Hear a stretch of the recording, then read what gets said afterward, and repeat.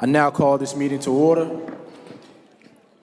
In accordance with the Open Public Meetings Act, NJSA 1046 et sec, adequate notice of this meeting has been provided by advertising in the Star Ledger, El Nuevo Coquí, Haiti Progress, and Luz Americana newspapers, and by distribution to the administrative offices of the Newark Public Schools. A copy of the meeting notice was also forwarded to City Hall for posting. This is a regular advisory board meeting for Monday night, October 27, 2014. Please rise for the flag salute. I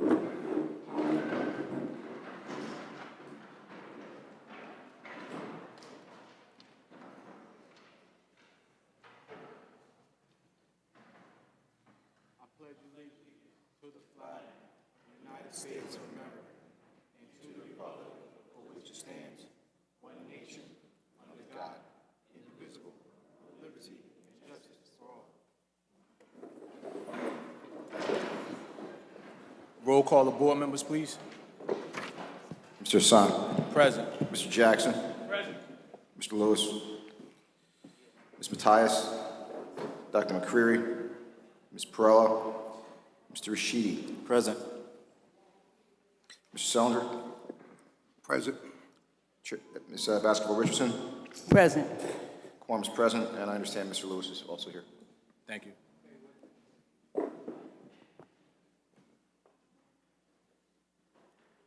We will now have greetings and student recognition from the school and community here at Luis Munoz Marin.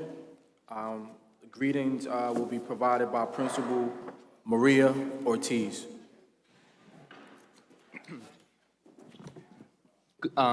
Good evening, everyone, and welcome to the Luis Munoz Marin School for Social Justice. I am Mr. Montalbano, the Vice Principal for grades 6 to 8. And on behalf of our principal, Ms. Ortiz, the administration, students, faculty, and staff, we'd like to welcome everyone to our home this evening. So far in this short school year, we're happy to announce that students in every grade level have focused on one social justice icon that they've been able to study. And in December, we're happy to announce that each student will be able to deliver a short presentation on the icon that they've been studying. We're also happy to announce that we've established a baseline of growth for students in grades pre-K to 8, and we're happy to announce that we expect students to have at least 12% growth by the end of the school year. And finally, we're happy to announce that with a collaboration with the Office of Extended Day, we are able to serve over 950 students in our school through the after-school dinner club.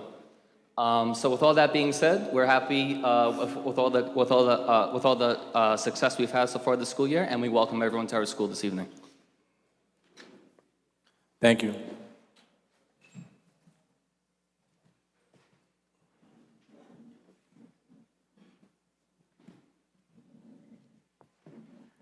We now have the approval of board minutes from the September 23rd regular advisory board meeting, the September 16th advisory board business meeting, and the June 17th advisory board business meeting.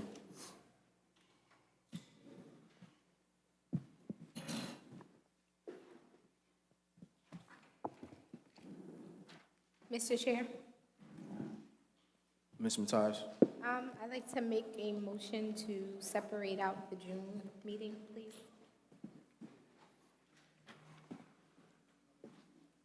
Is there a second to the motion? It's moved by Ms. Matthias, second by Mr. Jackson. All in favor of separating out the June 17th meeting? Aye? Aye. Any opposed or abstain?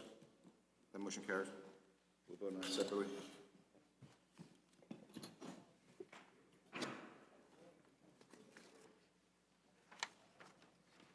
Is there a motion to vote on the September 23rd and September 16th meetings?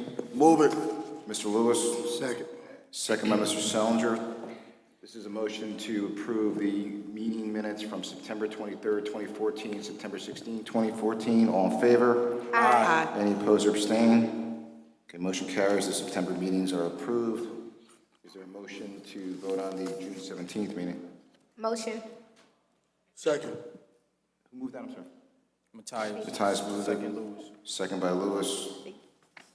Motion to vote on the June 17, 2014 meeting, moved by Matthias, second by Lewis. All in favor? Aye. Any opposed or abstained? Abstain. Okay, motion carries. Next item, report of student representative. No report, sir. So noted. We'll now have a report of the advisory board chairperson.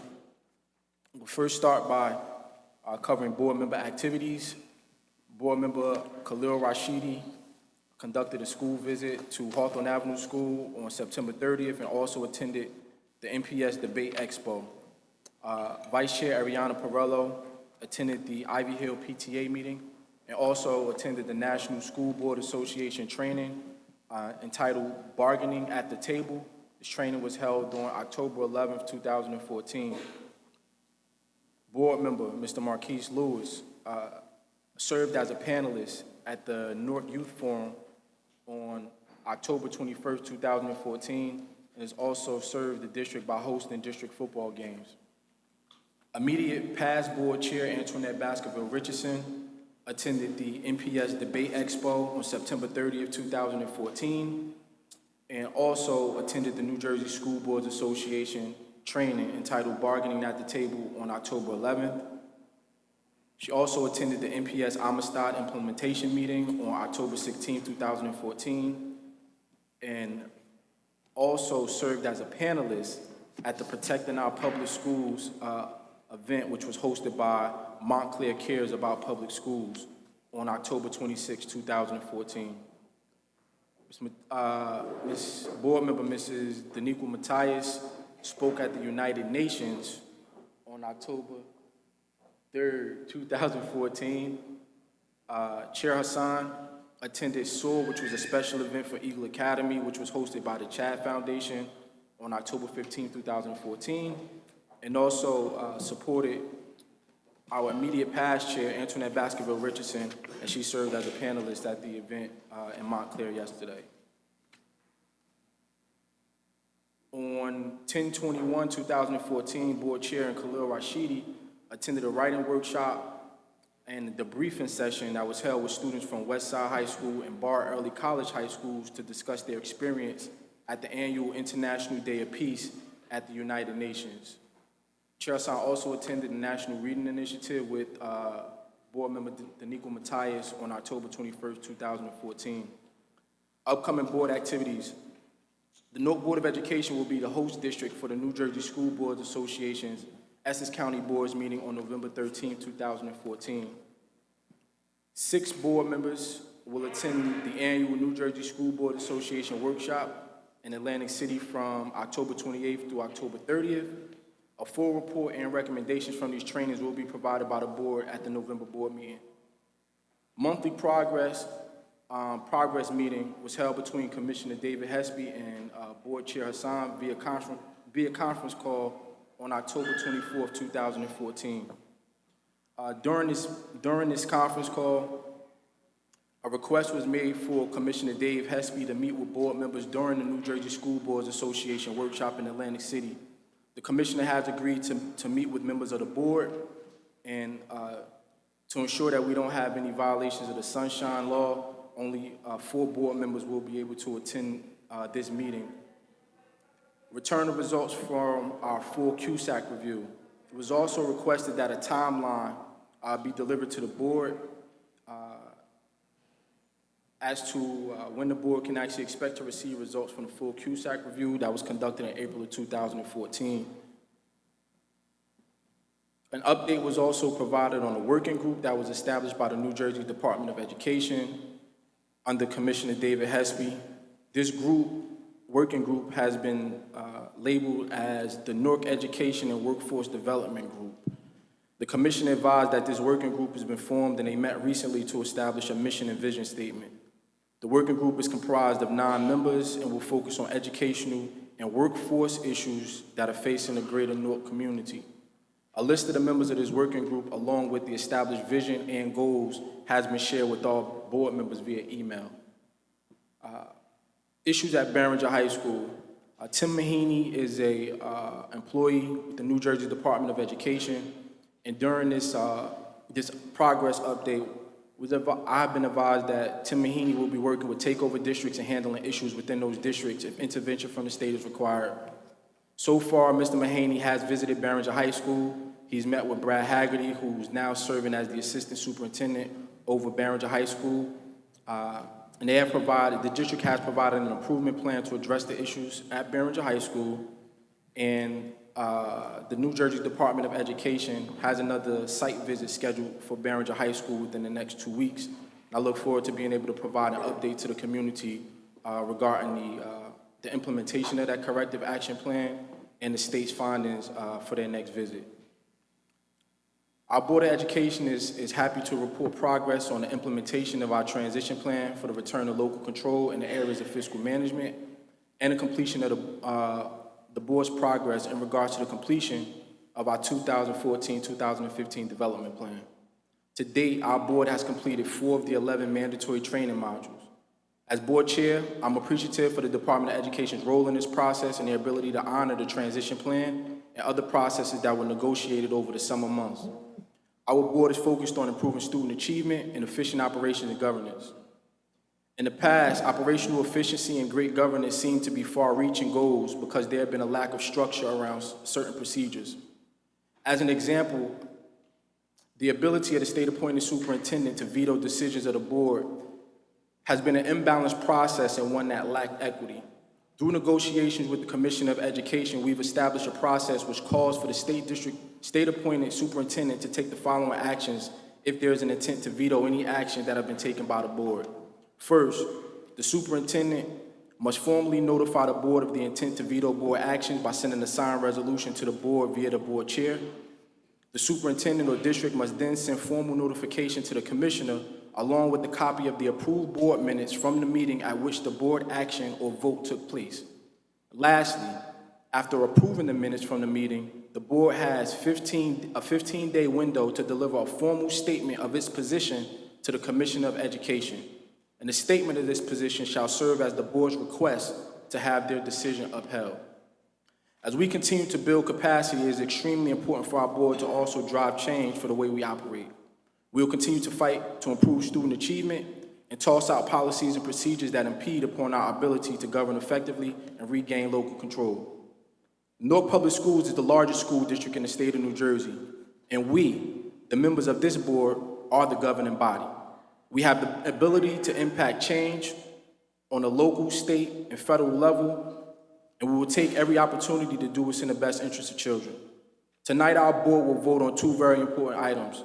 The first is a resolution that was introduced by our Program and Instruction Committee to support New Jersey State Assembly Bill A940, which establishes the 4-year New Jersey Innovative Inspiration School Grant Pilot Program. The bill calls for the New Jersey Department of Education to fund non-traditional science, technology, engineering, and mathematics programs. Passage of this bill will help school districts receive additional funding of up to $150,000 to supplement district spending for STEM initiatives. Our Board understands the importance of STEM education and looks to endorse and support the bill by adopting this resolution this evening. The second and most important item is the District Improvement Plan for the New Jersey CUSAC interim results. The District Improvement Plan proves that our Board has collaborated with the district to improve in critical areas of program and instruction and governance. During the last interim assessment, NPS scored below the benchmarks in these 2 areas, primarily because of having outdated curriculum and not having evidence of a budget process that was driven by student needs. This Board has worked with the administration to adopt a new curriculum, which was voted on and passed in November 2013, and we're actively working to address the budget concerns that were highlighted in the CUSAC review. Our Board has established a budget committee, which was non-existent over the past few years. And with these changes and the continued growth and focus of this governing body, we are confident that we will have positive movement when the results of the full New Jersey CUSAC review are provided to the district. So ends my report. Respectfully submitted, Rashan Hassan, Chair of the Newark Board of Education. Mr. Chair, Mr. Lewis. one thing, great report, by the way. The first thing is, I was looking at the work group, and I thought that this work group was supposed to be put together to help evaluate the district and help, move the district forward. So how can, maybe these are questions, maybe you ask the commissioner, I don't know. One, I see that the superintendent serves on the group. And then secondly, I see that the president of the charter school fund sits on the work group. How is it possible that this work group was supposed to be put together to help move the district forward and to help evaluate the superintendent, but the superintendent sits on the work group? Yeah, so to answer that question, I think, well, first and foremost, I don't think that a working group would ever be given that the state would transfer that authority to a working group to evaluate superintendent. I think when information was first delivered about it, there was a lot of speculation. I don't think we really had a clear understanding of what the vision was. So in the information that I forwarded, that was provided to me this morning, it has a mission statement, vision, and some goals. I think the goals that are listed there are a lot broader than what was initially kind of mentioned over the summer months. I will state for the record that we as the members of this board, we are the governing body here in the district. And there's no working group or any other group that I support, that any other board member should support to come in and do work that we should be doing. There's work that's being done right now in regards to the superintendent's evaluation from the state to have more of a streamlined process and a proper evaluation that's consistent, not only here in our district, but with the other state takeover districts, so Jersey City and Patterson as well. But if there are additional questions, we'll have an opportunity to ask those questions when we meet collectively with the commissioner on Wednesday morning. I think he would be the best person to answer those questions. I'm not his spokesperson, and I don't want to sit here like I'm a spokesperson for him or for the State Department of Education. I just, it's just funny when you look at it. Yeah, no, I understand. Point taken. Are there any more questions? So I just want to comment on the issue of the working group. While I understand that supposedly they have a specific mission, I think that, as has been stated, basically the working group is this group that sits at this table, and I really feel that if there are other people who have the interest to be of assistance in any capacity to the board, that is what they should do, and that's what they should have been doing, is making themselves available with whatever resources and ideas that they have to this board. So I don't think that any other group other than this board or folks who come directly to this board to be of assistance should even be in existence. There are many resources in this community.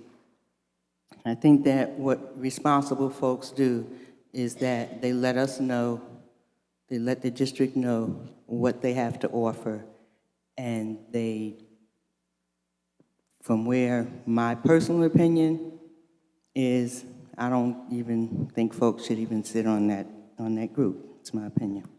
Gotcha. I'll make this last comment, and I don't want to keep harping about it because it's not something that we as a body actually went out and created. Just from doing research, this is the second working group that I know of that's been established by the State Department of Education. The first one was established, and the purpose of that working group was to really look at the state intervention process for public schools. That working group was established under former Commissioner of Education, William Labrera. And on that working group, you actually had the board president from each of the takeover districts. You had the mayors from each one of those cities.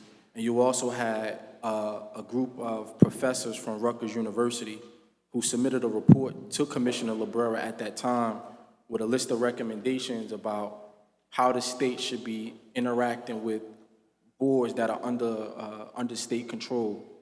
And it was from that working group that we actually had the implementation of the NJQSAC. And I'll say, why not, while it's not perfect,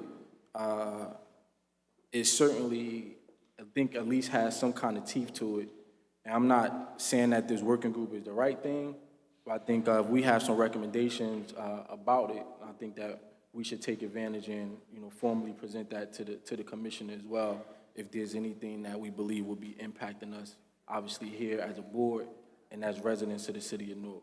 So if we have that and we want to put that together collectively as a board, I don't think it hurts us to do so. Is the work group public? This information went public to the public yet? As far as who's on the work group? That I don't know. When I was advised that the work group met, I asked specifically for the details of what they met about. I was advised that they met to establish a mission statement, some basic goals, and also asked for the list of members, which everything that I got, I forwarded to the board. So I don't have any additional answers outside of, the information that was provided to me. Okay. I think we'll talk about this further during the convention. Got it.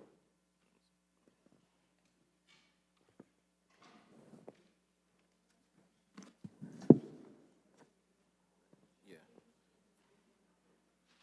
So, Ms. Hamilton, are you ready? No? So can we come back to that item? We're gonna skip the recognition right now for the Sun-Hee Simon for the USA National Debate Team. And now if we could have our chair of our Program and Instruction Committee for the record, read into the record the resolution supporting Bill 8940. Good afternoon. This is a resolution supporting Assembly Bill number 940 and Senate Bill number 225, New Jersey Inspiration School Grant Pilot Program. Whereas a 2011 report on STEM job, science, technology, engineering, and mathematics jobs by the Georgetown University Center on Education and the Workforce indicates that New Jersey will demand a total of 248,250 STEM jobs by 2018, up from 223,190 in 2008, and about 93% of the predicted jobs will require post-secondary education and training. And whereas, although fourth graders in the United States score well against international competition, students in the United States fall near the bottom or dead last by 12th grade in mathematics and science, respectively. And whereas admissions requirements for undergraduate engineering schools include a solid background in mathematics, algebra, geometry, trigonometry, and calculus, and science, biology, chemistry, and physics, in addition to courses in English, social studies, and the humanities. And whereas Assembly Bill number 940 and Senate Bill number 225 will establish a 4-year innovative pilot grant program to support non-traditional STEM teaching methods for students in grades 4 through 12. And whereas the pilot program, also known as the New Jersey Innovation Inspiration School Grant Pilot Program, shall provide a one-time upfront award not to exceed $150,000 to 6 qualifying school districts to be used to implement the program. Now therefore be it resolved that the Newark Board of Education supports and urges the passage of Assembly Bill number 940 and Senate Bill number 225, and be it further resolved that a copy of this resolution be forwarded to the Speaker of the General Assembly, the President of the State Senate, the Governor of the State of New Jersey, the chairs of the Assembly and Senate Education Committees, and the New Jersey School Boards Association.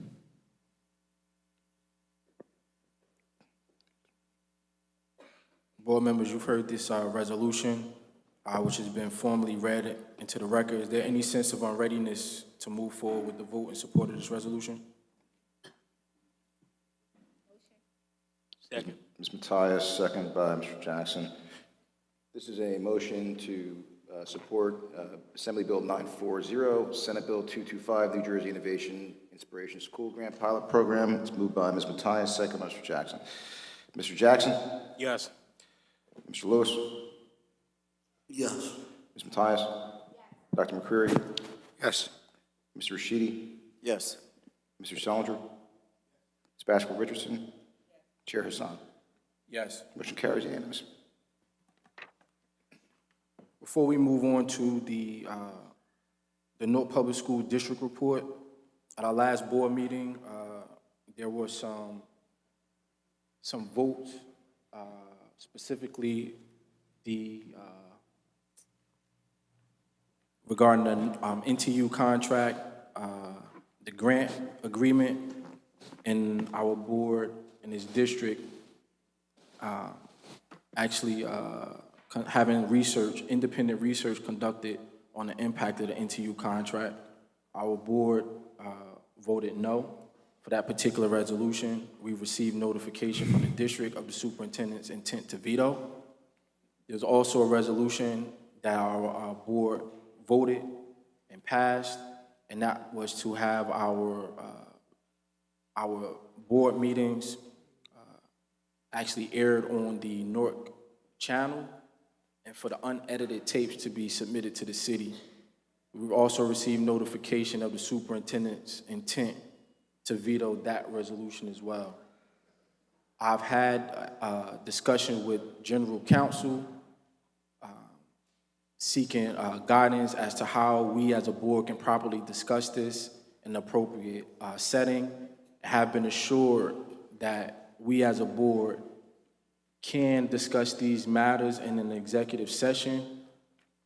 And at this time, would ask that we have a motion to amend our agenda so that we can enter into executive session after our public participation this evening. Mr. Chair, Mr. Lewis. Before we go into executive session, I don't think, personally, I feel as though that this is a public issue, personally. This is a public issue, and I believe that this is a conversation we should have out in public, because this is, once again, our superintendent showing that she's not for transparency, showing that she's not for unity and about this community. So, I'm willing to have this conversation public, because I think the public need to understand that Cammie Anderson is not for us.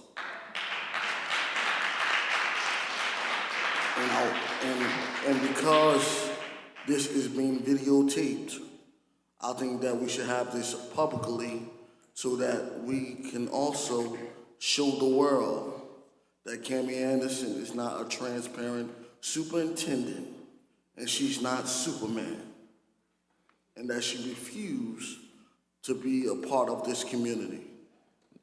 Got it. Understood, Mr. Lewis. Chair. Okay, Ms. so, Baskin Richardson.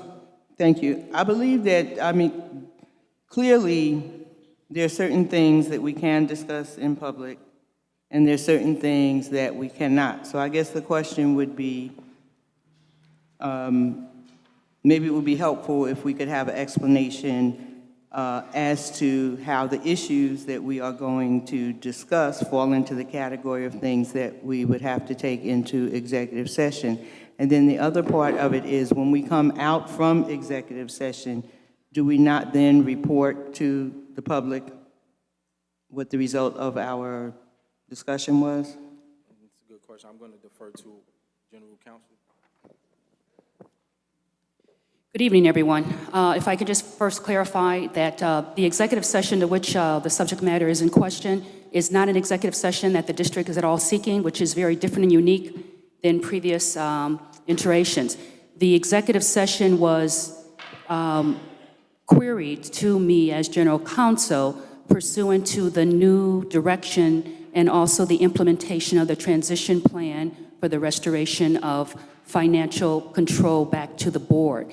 So it is not commonplace for, generally, the board usually does not request an executive session. It's usually where the district is seeking to impart what would be deemed to be confidential information for discussion, in which the district would then be asking. So I just want to make that clarification. NPS is not asking for an executive session.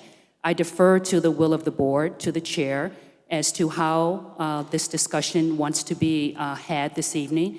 My only just consideration, I would just, as somewhat acting as counsel to the board for the moment, although not fully, is simply that because it is involving vetoes which have never been discussed in this capacity previously from the inability to have the fiscal control transition plan available prior to now, there may be issues that could rise into the areas of what would be confidential involving personnel issues or other sensitive issues that would not be deemed to be appropriate to be discussed in the public domain. But again, if the board is seeking to have this discussion in the public, I am not here at all asking or requesting or informing the board that it would be in violation to do so.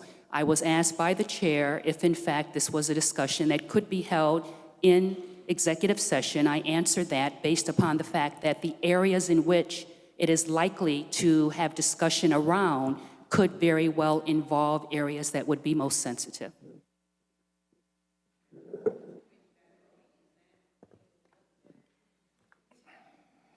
So the question is. The question is, I'm sorry, Will we be in violation of the Will we- sunshine law if we entered into executive session? on these particular items, do these items fall within the realm of categories that would make it legal for us to go into executive session for discussion? So my concern is that the board not be in violation by going into executive session on these particular items.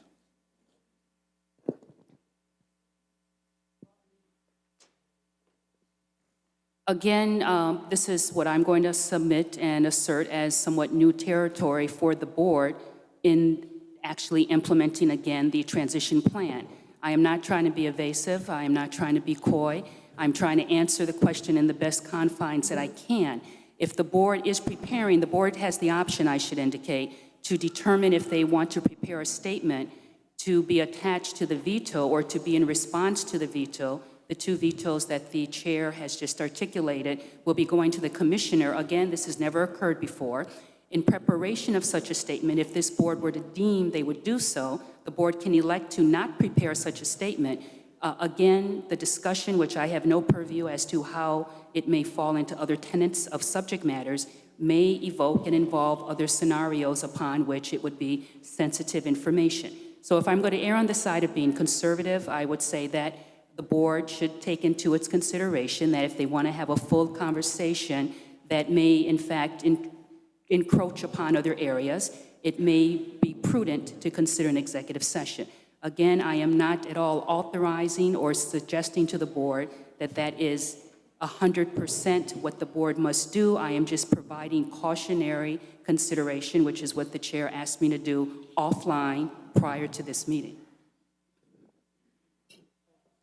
So I don't wish to prolong this either. I just think that we have to move in a way that's most correct for the board. And on the issue of the television, of which television station we use, I'm unclear as to how that would fall into a category for executive session, as it doesn't involve any Newark Public Schools personnel issues, or, I mean, I don't know. Does it involve contracts? Like, what does it involve that we can't discuss in public?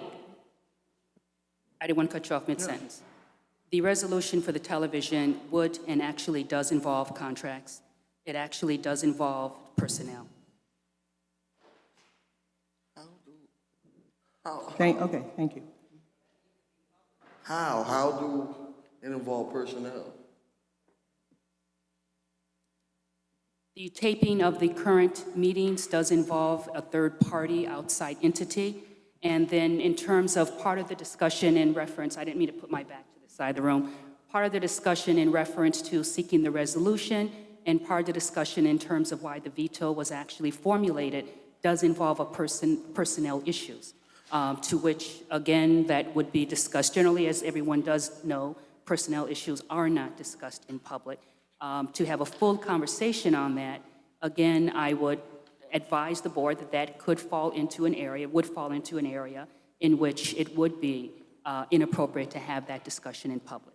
Well, my question, I think that it's bogus that we're gonna say that it's personnel, because the same person that videotapes our board meetings, the same person that videotapes the municipal council board meetings. So it's not inconveniencing nobody. You know, they already is a part of that station. You know, I think that it's just a way a superintendent wanted to show she got power. And because I think it's a personal attack on this board. Mr. Chair, Ms. Matthias, so my question is just an echo of Ms. Baskerville's question. After executive session, will we then come out and report back out to the public? I believe that's the appropriate thing for us to do after discussing those items and making a clear decision in regards to what our position is as a board to uphold those votes and those decisions, that we should absolutely come back and report that to the community prior to us sending that information to the commissioner. It's been stated this is a unique position. It's something that we uncharted territory for us. But I do want to state for the record that when we as a board either cast votes in support of, or we cast votes voting down particular items or resolutions, we better be ready to defend those things. And this right now is one of those times where we're in a position where something is coming back across our desk that we voted in favor of, and one item that we voted down, the superintendent is exercising her right to veto. And I believe it's in our best interest to obviously have this executive session, formulate our statement in position, report to the community so that we can formally send this off to the Commission of Education. So I think we've all made enough statements at this point in time. If there's did you have Dr. McCreary? I saw you. Yeah, I don't have necessarily a statement, but just a clarifying question. When and if we enter into executive session, will the superintendent or one of her representatives be present and willing to answer all the questions that we have here, or is it just a discussion amongst the board? I certainly will be present. I will seek to have the other relevant staff, particularly there are 2 vetoes, as I am aware of. So I would seek to, yes, as with any executive session, the intent would be to give you access to the information that's necessary to help you deliberate within that. I also just feel that I am compelled to at least indicate I sought to provide, which I did, to the chair in advance of this meeting, the 2 vetoes. That was not something that I was willing or seeking to hold on to as a surprise or at the last moment. I would have answered any questions if I had received them of this germane over the weekend. I did not receive any inquiries that would have perhaps facilitated some of this discussion, but I did advance the 2 vetoes prior to this evening. For the record, both vetoes, once both of those resolutions were sent to me, they were forwarded to the entire board also for review. Mr. Chair, Mr. Jackson. just question. If the superintendent is going to veto and we're going to executive session for that, why isn't the superintendent here? I'm not sure that, we wouldn't go into executive session so that we can argue with the superintendent. Us going to an executive session is not for the benefit of Superintendent Anderson. It's going into executive session is for the benefit of this board, so that we can deliberate and we can come out with a formal position and we can do the work of this board. I think we've had enough, obviously we've had enough statements about it. If there's a motion to go into executive session, the floor is now open to accept it. If there is no motion to go into executive session, then we just need to move on, conduct the rest of the board's business, and then work on a way to make this happen so we can do this thing right. Yeah, actually, I'll go ahead and make a motion to go in executive session. I would like some more information and clarity about the situation. Second. Okay, it's moved by McCreary, second by Mr. Jackson. Okay, this is a motion to move into executive session to discuss the superintendent's vetoes. Mr. Jackson? Yes. Mr. Lewis? No. Ms. Mathias? Yes. Dr. McCreary? Yes. Mr. Rashidi? Yes. Mr. Salinger? No. Ms. Basco Richardson? Yes. Chair Hassan? Yes. 1, 2, 3, 4, 5. I have 6 yeses. Motion carries. Thank you. We now go to a recognition for Sunhee Simon, USA National Debate Team. We have a brief presentation that we like to show, and the screen will actually come down and block all board members. So if we could, board members, we have some seats down on the front row so that we can also watch the presentation.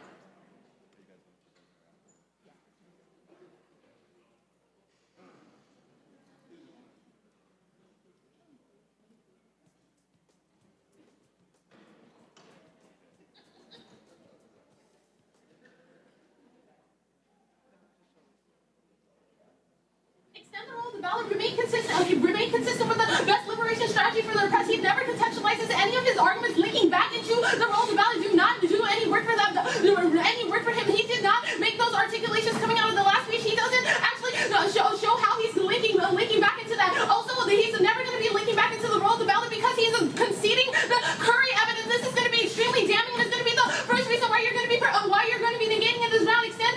Extend Curry. We cannot continuously ascribe morality to these immoral institutions. This is an ahistorical claim whenever he says that we have to look to pluralism or we have to institute presumed consent in the United States, but in the U.S. without actually questioning the relationship that those systems have had to racism and oppression in the past. He's only replicating a system that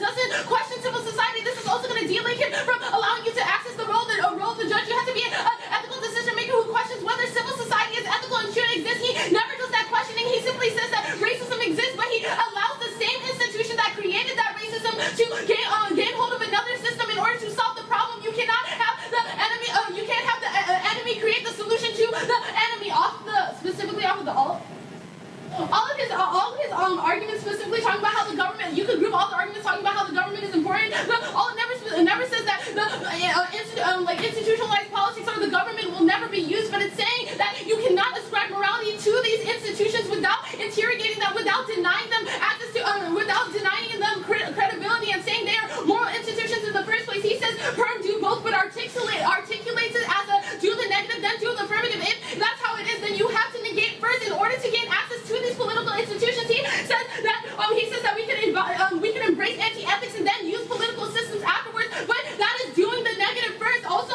there's literally no way you can do both, because if the affirmative is giving credit to these institutions by saying they're going to best achieve pluralism, they're best going to provide organs for these black and brown bodies, that is giving them credit. That is giving them the ability to exist as moral entities when they never did in the past. They never will. Also, specifically off of these civil the turn off of Abbottson that says that civil.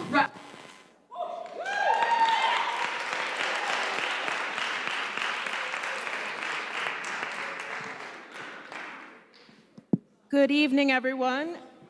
As the board members return up to the dais, I'll ask Ms. Simon. I'll ask everybody to give her a round of applause again for this amazing accomplishment.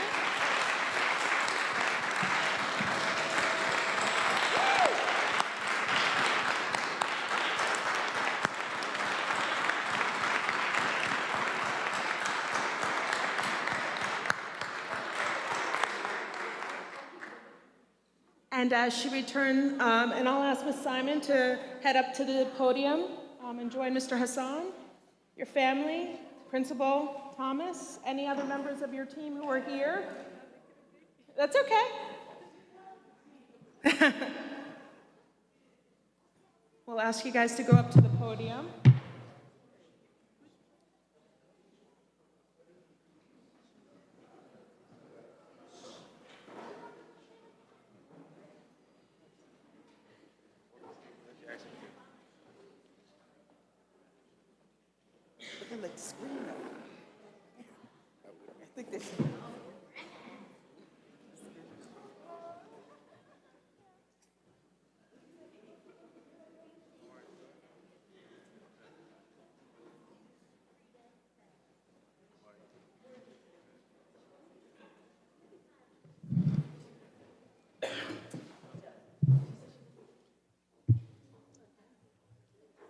So, prior to reading this resolution,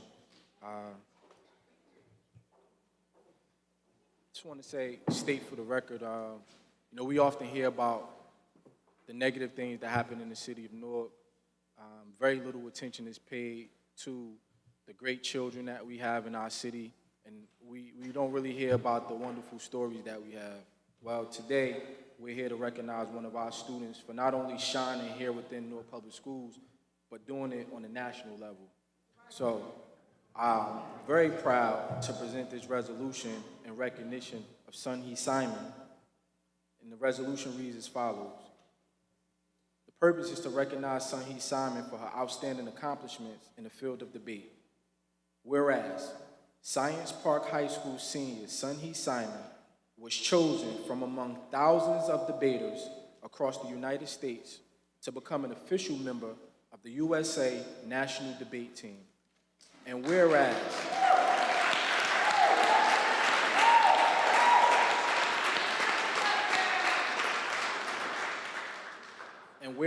Sun-Hee Simon is one of 12 debaters in the country selected to represent the United States around the world.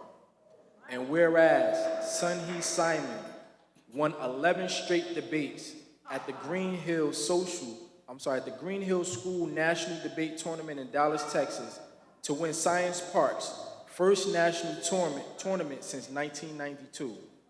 And whereas Sun-Hee Simon will be traveling across the United States, representing Science Park High School and Newark Public Schools at local, regional, and national tournaments. And therefore, be it resolved by the Newark Public Schools Advisory Board that Sun-Hee Simon is to be lauded for her exemplary performance in the field of debate and for being a shining example to all of her fellow students throughout the city of Newark. Respectfully submitted, members of the Newark Board of Education. Congratulations.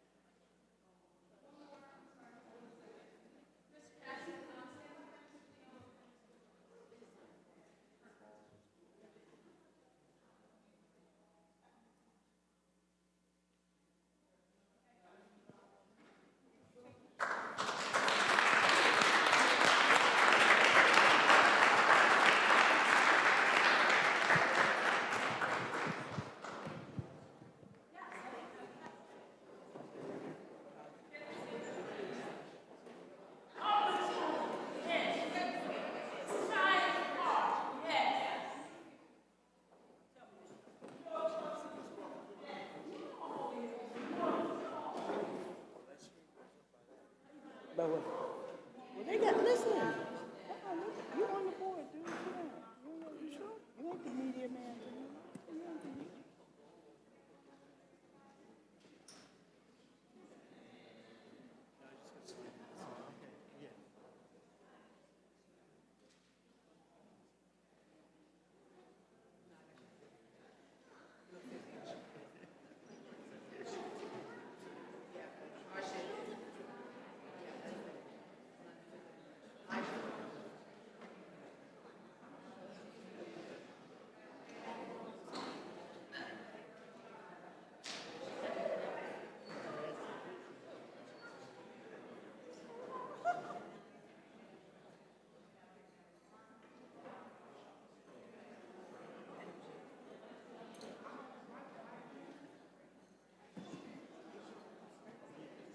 No, we have one more item, and well, I guess they could have left that down. We have one more item before we go into the district report, and that's actually parent recognition. And Mr. Rashidi, if you could please care for that, you and Mr. Lewis. Yes. Thank you, Mr. Chair. Good evening, everyone. Each day throughout the district, hundreds of parents are making a difference in our schools, supporting their children's academic successes by volunteering. The Newark Public Schools Board wishes to recognize and express its appreciation to those parents and community members who devote their time, share their talents and resources with children, staff, and administrators to improve the quality of our schools and the lives of children. Each month, this board will continue to recognize parents and guardians who support our district-wide parental involvement program consisting of activities focusing on parenting, communicating, volunteering, learning at home, decision-making, and community involvement. Nominated by their child's school administration, we are proud to announce tonight's award recipients. The four honorees are Chere Garcia, Sussex Avenue School. Ms. Garcia has been a long-time contributor to organizing school events and assisting with various duties to better the lives of Sussex Avenue Renew School children. Ciamara Irizarry, Branchbrook School. Ms. Irizarry is a parent leader at Branchbrook. She is well respected by students, staff, and parents. She often assists teachers in preparing for their daily lessons plans. Ms. Carmen Moreno.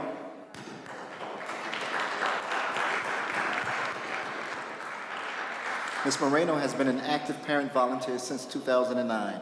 She has worked closely with the teachers and staff providing assistance in and out of the classroom. She has established a good rapport with staff and students.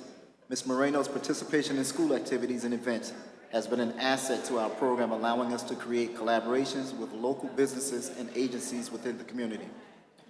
And finally, Ms. Ernestine Akoto, Science Park High School. Ms. Akoto, mother of a Science Park 11th grader, is a PTSA officer and a member of the Science Park Blue Ribbon Parents Organization. She was a key participant in the founding of our Strictly Science School store and assists in its daily operation. Ms. Akoto has participated in many community service events, including volunteer outings to the Community Food Bank of New Jersey. She staffs the Science Park Parent Community Centers daily, sometimes from morning until 8 p.m. closing. Let's give all of our honorees another round of applause.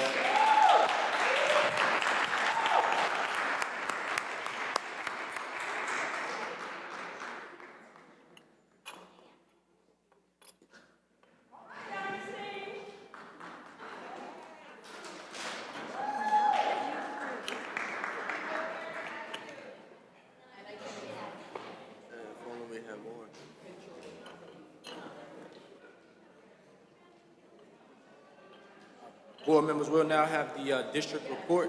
We could go down so that we can. No, you don't. So now we can take this. Take our lovely.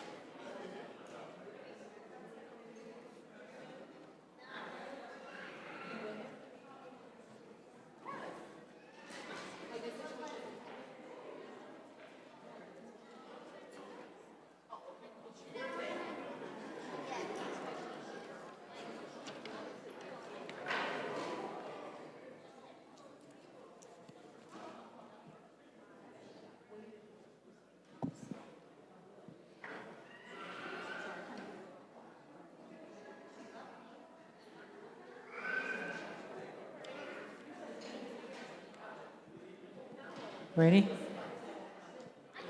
Good evening, Chair Hassan, members of the Advisory Board, community, and staff.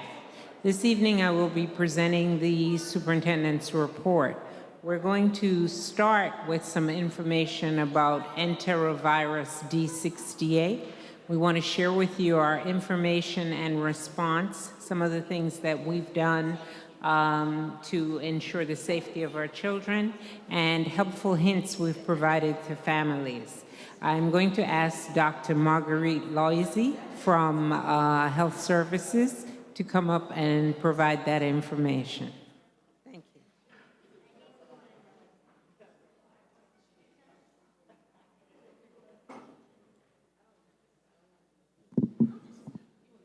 Good evening, Chairperson Hassan, members of the Advisory Board, community, and staff.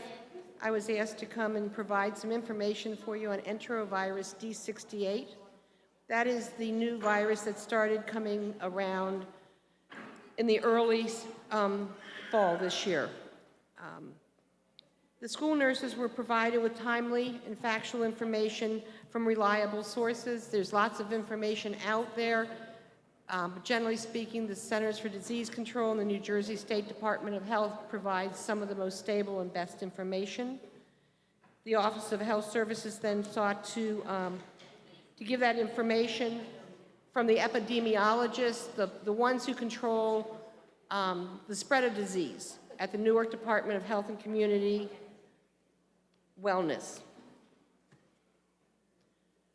Okay. This was one of the early emails to the nurses. In September, when we became aware that the enterovirus was making progression through the state of New Jersey, we immediately got information from the Department of Health. They were informed that the enterovirus had been diagnosed in New Jersey, but it had not yet become widespread. It became more widespread in late September, early November. It's important that I had the nurses teach staff and students about the needs for proper hand washing. Now that they have trained the entire world in using hand sanitizers, the unique fact about an enterovirus is that a hand sanitizer is not effective against it. So the only thing we could teach the children was hand washing with soap and water, and that's what we put posters out for. Students with pre-existing conditions such as asthma or autoimmune diseases were to be notified and to be watched especially carefully. Those children are at much higher risk for this virus. The important thing to note with this is that children with a cough or congestion not feeling well may not even present with a fever and still have the enterovirus.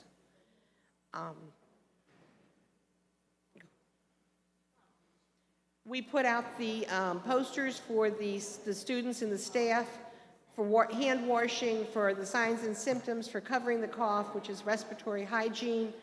And we tried to talk to children and staff about this, and we asked administrators to make announcements. We are still looking forward to January when the start of the flu season begins.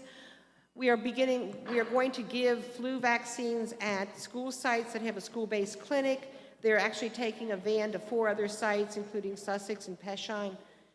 That the Jewish Renaissance will now be providing flu shots for employees at 2 Cedar Street who want them. And the Newark Department of Health has a clinic now, and they will be providing flu shots at their sites and at Lafayette Avenue School. Thank you.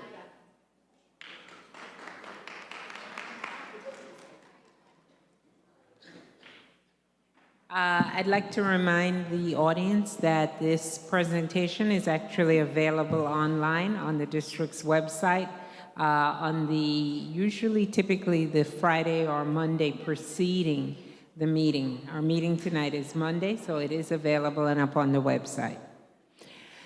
This evening, we're going to discuss the success framework, which you see outlined before you, which is how we manage our instruction and how we ensure that we are focused. We will be speaking specifically about 2 areas: system-wide accountability, where we talk about standard approaches to tracking student, school, and system success, and how we track our progress across all schools. We will also talk about systemic conditions for success. What is needed to radically transform NPS and ensure that it is a high-performing organization for years to come. The mnemonic at the front spells out the words success. System-wide accountability, the availability of assessment data as it relates to NJ Ask, HESPA, and the ACT American College Test. We wanted to point out that we want to point out for K through 8 NJ Ask what the important changes and dates are. There have been some changes to NJ Ask, which is to raise expectation of Jersey students by measuring a selection of the Common Core state standards within the NJ Ask blueprint. There have been very specific shifts in the areas of math and English language arts. The shifts in math appear to be in new content per grade level. Shifts in ELA are somewhat more slightly subtle, and because the NJ asks, it makes us follow that blueprint somewhat more closely matched to the Common Core standards. We see that it is utilizing questions that were field tested in 2012 and 2013. So let's talk about the state NJ Ask trends and comparative districts. It's very difficult to interpret data without the context provided by the statewide comparisons. And the comparisons to districts with similar demographics allows NPS to better understand that performance. That information was released in released in November of this year. We will also receive the Student Growth Percentile, or SGP, which is growth data which will allow us to assess the performance of our students relative to those and compare it for results in previous years. And we anticipate that data will be available in December 2014. Let's talk about the NJ Ask methodology and the assignment of students to schools. Test scores are typically attributed to schools based on student enrollment on the actual date of an exam. That's done at the state level. In NPS, we believe that test scores of students should only include students who were on roll on October 15th, which is when we actually take our enrollment count. We believe that students should be matched to specific schools based on that enrollment, and that only students who take the test on test day are included in the denominator. So in terms of demographics, we find that the state believes that results are presented for students by various demographic subgroups, whether they be general education, special education, gender, ethnicity, economic status. In NPS, we analyze the test scores for all the demographic groups, and then we place schools into one of 3 need categories or groups: low need, medium need, high need. We believe this approach allows schools with similar student populations to be compared. So as it were, you're comparing apples to apples and oranges to oranges. Let's talk about HESPA. Some of the important dates for HESPA. The HESPA pass rates are available now, and they provide information on the proficiency levels for math, language arts, and literacy at a school. The HESPA graduate rates provide information on the percentages of students at a school who have passed both the NJ HESPA language arts, literacy, and math, and have graduated. This information will become available to us in December of 2014. So at that point, we'll be able to put our graduation rates together. We know who passed, but we'll be able to see who is truly on track for graduation and publish our graduation rates. High school HESPA and ACT methodology. The data is students assigned to schools. The state, once again, believes that test scores are attributed to these schools based on student enrollment on the actual date of the exam. Our methodology once again, we believe should only include children in school on October 15th, and they should be matched to their specific schools based on that October 15th enrollment. So all students enrolled in the school, not just those who took the test, will be included in the denominator. Student assignment to schools. The state does not analyze ACT data. We use ACT, as Superintendent Anderson has indicated, it is a better predictor of where students are, and a test that we fully support in this district. It only includes test scores of students, we do in our methodology, who are enrolled in school on October 15th. Once again, that October 15th count is extremely important, and we make sure that the students are matched to specific schools based upon that enrollment. So, if we look at our passing HESPA rates as they compare between October 2012 and October 2013, we see that in language arts literacy, we've had what could be considered significant bump. We've gone up a couple of percentage points.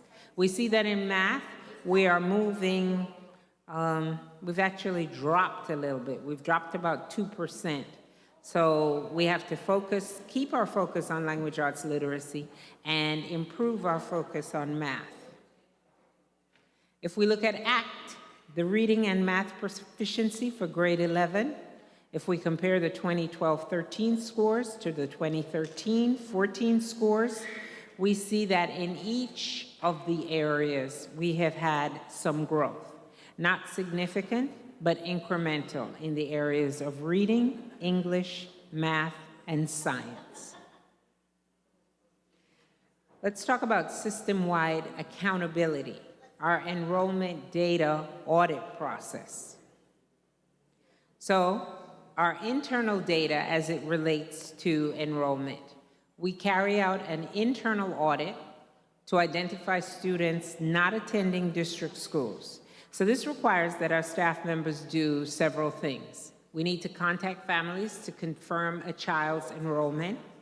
We need to confirm a student's absence of 10 or more consecutive days prior to deactivation of the student. And we need to ensure that students who meet the above-mentioned criteria are deactivated from the NPS system. That happens in September, late September, going into late October. In late October, NPS central office teams conduct school visits to 1, visually audit the number of students by classroom, 2, to ensure that there are clear processes in place for taking attendance, and 3, we want to confirm that all teachers have set up their electronic grade books. So those 3 activities need to be confirmed. When we have to validate the state data, the state begins its validation around about mid-October, and they want to validate data submitted by the local education agency, Newark Public Schools, and they want to ensure accuracy. We will present our final enrollment data, analyzed and presented to our board in December of 2014. Let's talk about systemic conditions for success. This is the district's improvement plan, which is part of NJQSAC, New Jersey Quality Single Accountability Continuum. So we have had several assessments over the years. This particular assessment is, in fact, dealing with our May 2011 visit. We had a full assessment at that point in time, and since then we have had 2 6-month interim assessments to see where we are. We have submitted district improvement plans, modified them and changed them. We have also received 1 full assessment, which we are still waiting for information on, and that occurred in April of this year. So for our 2011 interim findings, which were done in 2013, we did not earn points on 7 indicators. because our world languages curriculum was still in draft form. We did not earn points on student achievement indicators for literacy and math, and we did not earn points on the graduation rate indicator.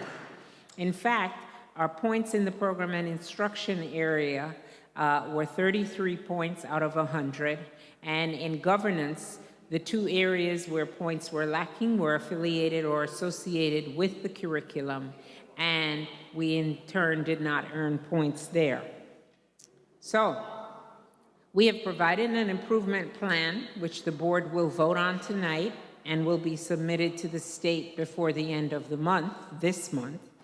And in that plan, we have indicated that we have improved our implementation of a rigorous, Common Core aligned curricular resource. We've done that through the development of year-long instructional plans for all teachers of literacy and math. We have enhanced our professional development offerings for teachers and administrators, and administrators focused on helping teacher teams improve their planning.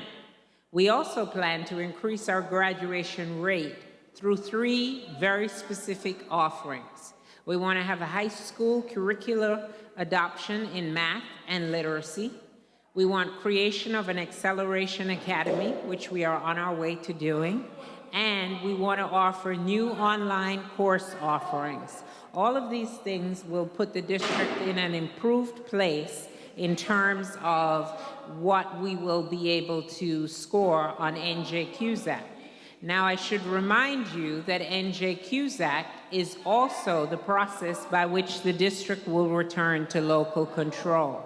That process will allow for the district itself to score high performing in 3 of the additional areas that are part of the NJQSAC process. There are 5 areas. There are operations, finance, both of which we have local control over, and there's personnel, instruction and program, and governance. Personnel is the next area that has been consistently high performing, and we anticipate some news from the state, hopefully after we receive the results of our April assessment. Let us now talk about systemic conditions for success. Electronic board materials. There is an initiative underway for us, and it is a collaboration between the superintendent's office and the advisory board to transition our board meeting materials and management to an electronic program. It has an overarching purpose. The overarching purpose of transition to the electronic platform is to decrease printing costs, to decrease courier costs, to decrease staff time spent preparing materials. We also want to increase the efficiency of delivery to board and committee members. So we want to increase the amount of time the board and committee members have to review all of our materials prior to meetings. And most importantly, we want to increase the accessibility of materials to the community. We want to allow for immediate sharing of our agendas, our minutes, our approved resolutions, and it will be specifically tied to the video of these meetings so that the public will have more access. We will provide transparency, and we will provide efficiency at the same time, saving costs. Chairman Hassan, this concludes the superintendent's report.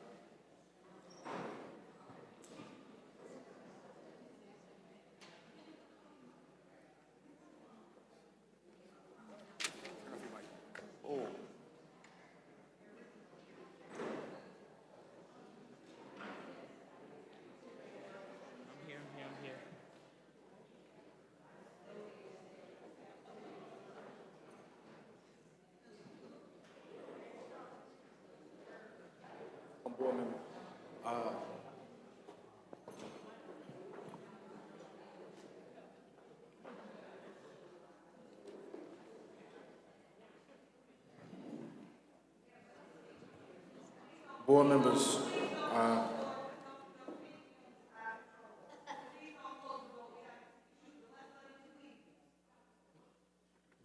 we've heard the report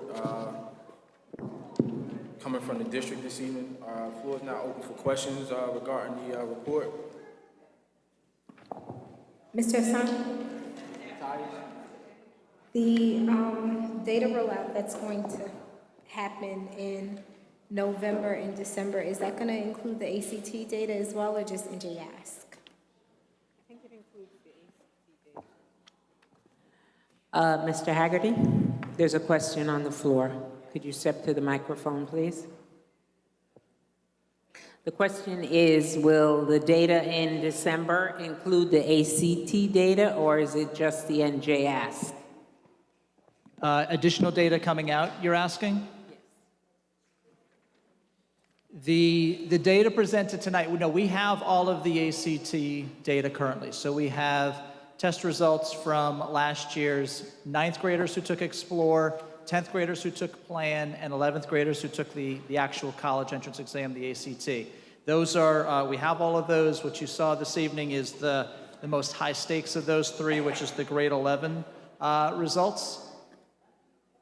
Was there an additional question beyond that I didn't answer in that comment? The 9th and 10th grade, will that be presented publicly? The results of the 9th and 10th grade tests? Yes, let me confirm that for you, but I'm sure we can get you that information. That's easy to get. Thank you. When we look at the slide for the ACT scores for grade 11, I think, if I'm not mistaken, we had a very detailed discussion about this last week at our business meeting, and there were some specific asks that came from Dr. McCreary. Most notably was a request to actually indicate what the benchmarks were on these respective areas so that the public and the board members during the presentation can actually compare the district's performance to what the national benchmarks are. I do have, Chairman Hassan, I'm sorry, I thought you were done. I do have a slide that depicts that, but I don't know if it got inserted into the presentation in time. But if we took the reading scores, which were in 2013-14, 16.0, the benchmark for reading was 22. If we take our English scores, they were 14.2. The ACT benchmark is 18. If we take our math score, 17.4, the ACT benchmark is 22. And if we take our science score, which was 16, the ACT benchmark is 23.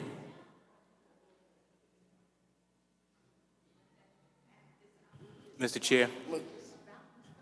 Mr. Jackson. I just want to go back to the, about the virus. My question would be, I do understand that the nurses and the schools receive the information, but I just want to make sure that we have our custodial staff well-equipped with the proper cleaning utensils, so to speak, make sure our bathrooms are filled with soap and paper towels and that sort of thing, and make sure the overall cleanliness, if you will, and that we're following that throughout our buildings and make sure that we have a clean environment. This is a collaboration between the health department and the facilities department. So yes, we are ensuring that there's paper in bathrooms and that there is soap in the soap dispensers. Should children find that to be a problem, or even adults, they should report it immediately to the head custodian at the school and the principal so that it can be addressed. Thank you. So noted. Mr. Lewis.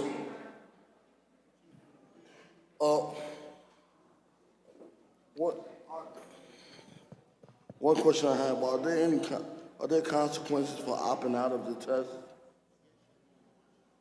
Consequences for opting out of which test? Any of the tests.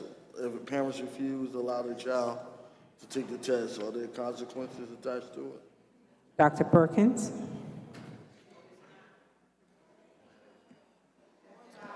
I think the brief answer, and we can get more details to you because that would be a state policy, is that there isn't a formal opt-out approach from the state. From the state's perspective, if you're is part of the state's public school system, then you're expected to be part of the testing. They are planning on issuing some additional guidelines that we'd be happy to share with the board once they're available. Okay, when are we fully, the district prepared to fully eliminate the HESPA testing?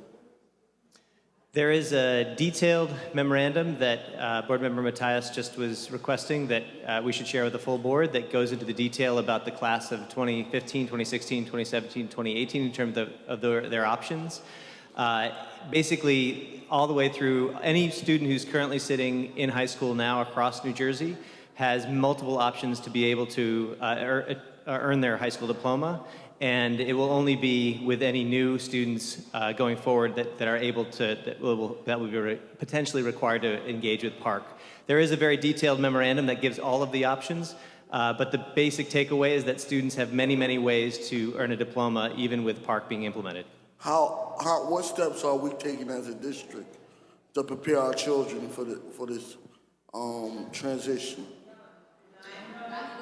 Well, I would say there's multiple steps that a number of my colleagues and I could speak to that program instruction has addressed as well. One in particular is we're trying to make sure we have best-in-class curricula that is aligned to the college readiness standards that are being assessed, particularly by PARC or ACT or the Advanced Placement Test or even International Baccalaureate. We're trying to raise the rigor, particularly in literacy and math, but across content areas, and that's done in particular by the curriculum that this board reviewed and approved in November of 2013. So are we training our teachers up to par to get ready for this transition and testing? Are we giving our teachers the proper training? The focus of nearly all our efforts is about PARC readiness and college and career readiness. And so, again, there's additional details that I'm sure you want to hear more about. The Program Instruction Committee has heard about, and happy to share more details about what that training includes. Are you willing to host town halls with the community to roll out this new transition to the testing? There's an effort currently underway with the Office of Family and Community Engagement to talk about the role of ACT, the role of PARC, and yes, there would be interest in sharing that more widely, and I look for the input from the board in terms of how best to share that. So are you willing to have those conversations in the community? Noting that the details would need to be worked out, yes, I think conversations with the community about PARC and college readiness would be very valuable. Thank you. Chair? I have a question. The current juniors that are in high school now, are they required to pass the PARC so they're able to graduate high school next year? The short answer is no, and that refers to that very important but detailed memorandum that we should get to the full board soon, including yourself, which goes through the many options. There's many options for students who are currently sitting in high schools across the state of New Jersey to earn their diploma. PARC is one, but there's many others, including SAT, ACT, HESPA, and so forth. So the memorandum does a better job than I can in terms of laying out all the different options. Thank you. Dr. McCreary? Yes, sir, thank you. I have a couple of questions. And Ms. Wilson, thank you very much for the clarification of the national benchmarks for the ACT on slide 14.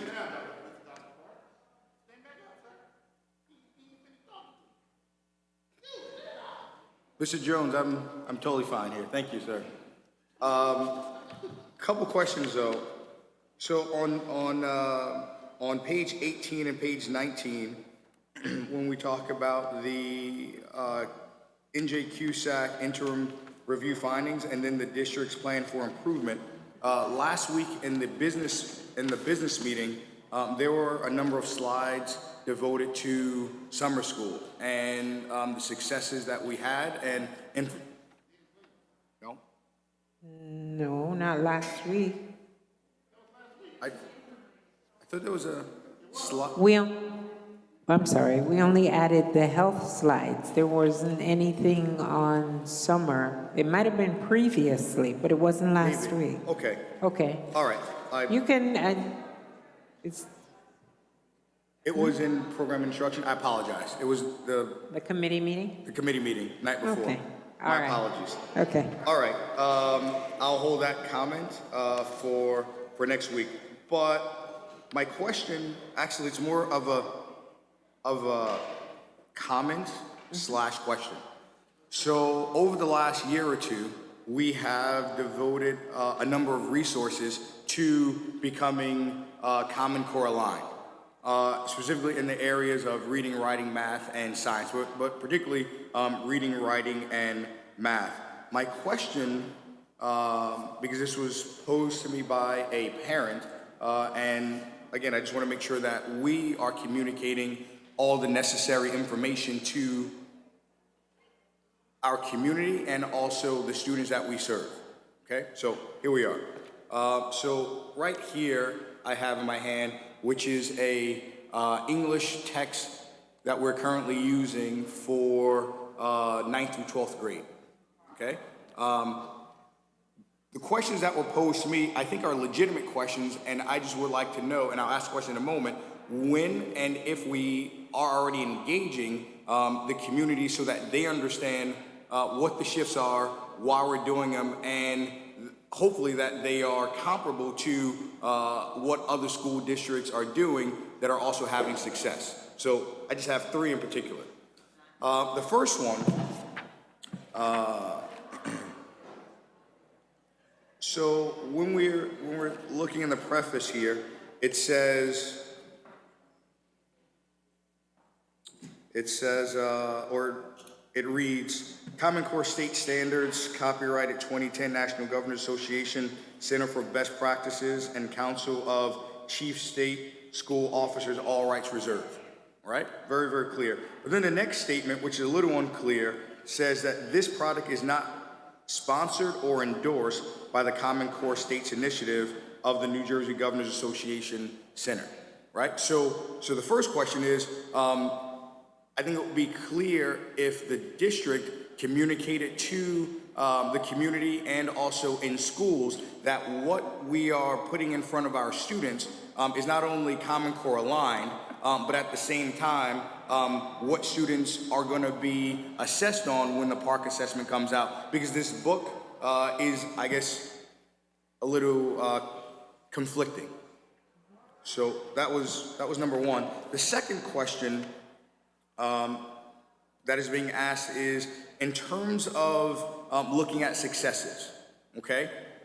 The materials that we are putting in front of our students and asking our teachers to use and teach from, what other school districts are also using similar products, and do we have any benchmarks to the success that their students are having with these new quote-unquote Common Core aligned materials?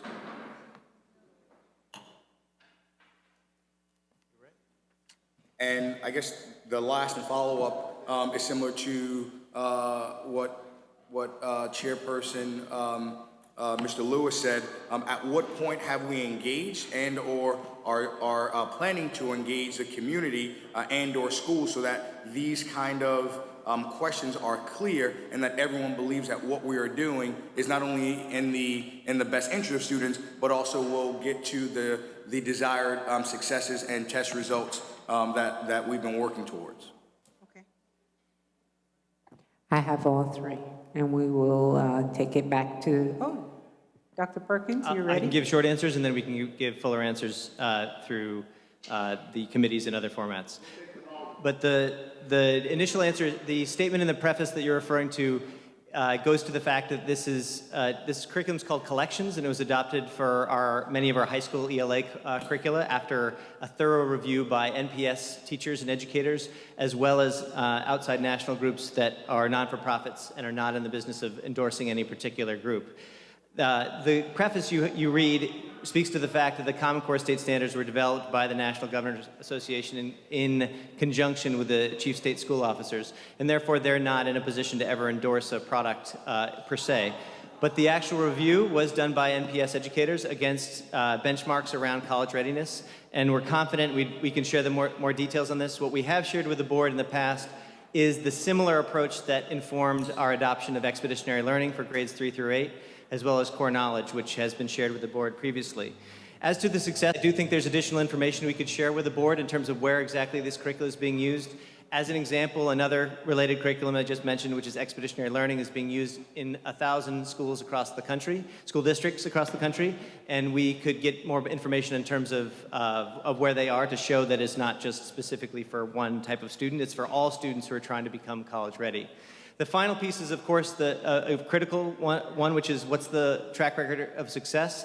Some of these are new because the Common Core is new, but the basic approaches are tested. And in particular, one that I'll call out, the Core Knowledge Language Arts program does actually have a track record and a research base that we've shared with the board previously on how the success is with that particular program. And it sounds like there'd be interest in more information being shared with the board, as well as comments earlier around sharing this at community venues. We'd be happy to work with the board to explore how to do that better. Thank you, Dr. Perkins.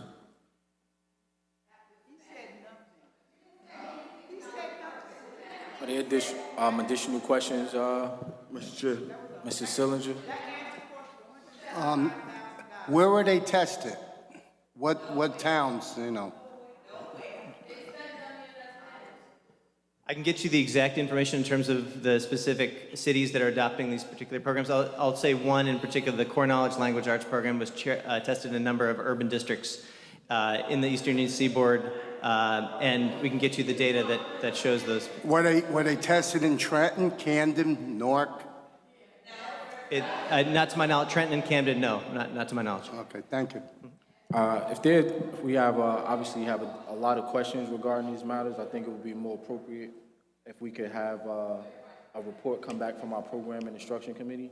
If there's a detailed information request, that also be submitted via the Program and Instruction Committee Chairperson, Ms. Matthias. Chairperson Hassan, I completely understand. I apologize, ladies.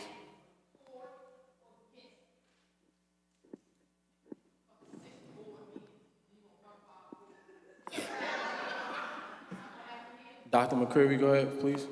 Apologies.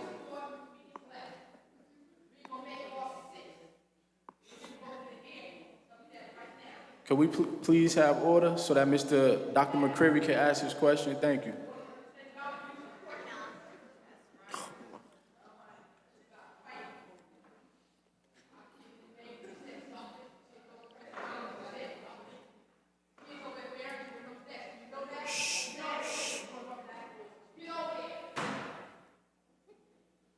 Dr. McCreary, the floor is yours, sir. Absolutely, thank you.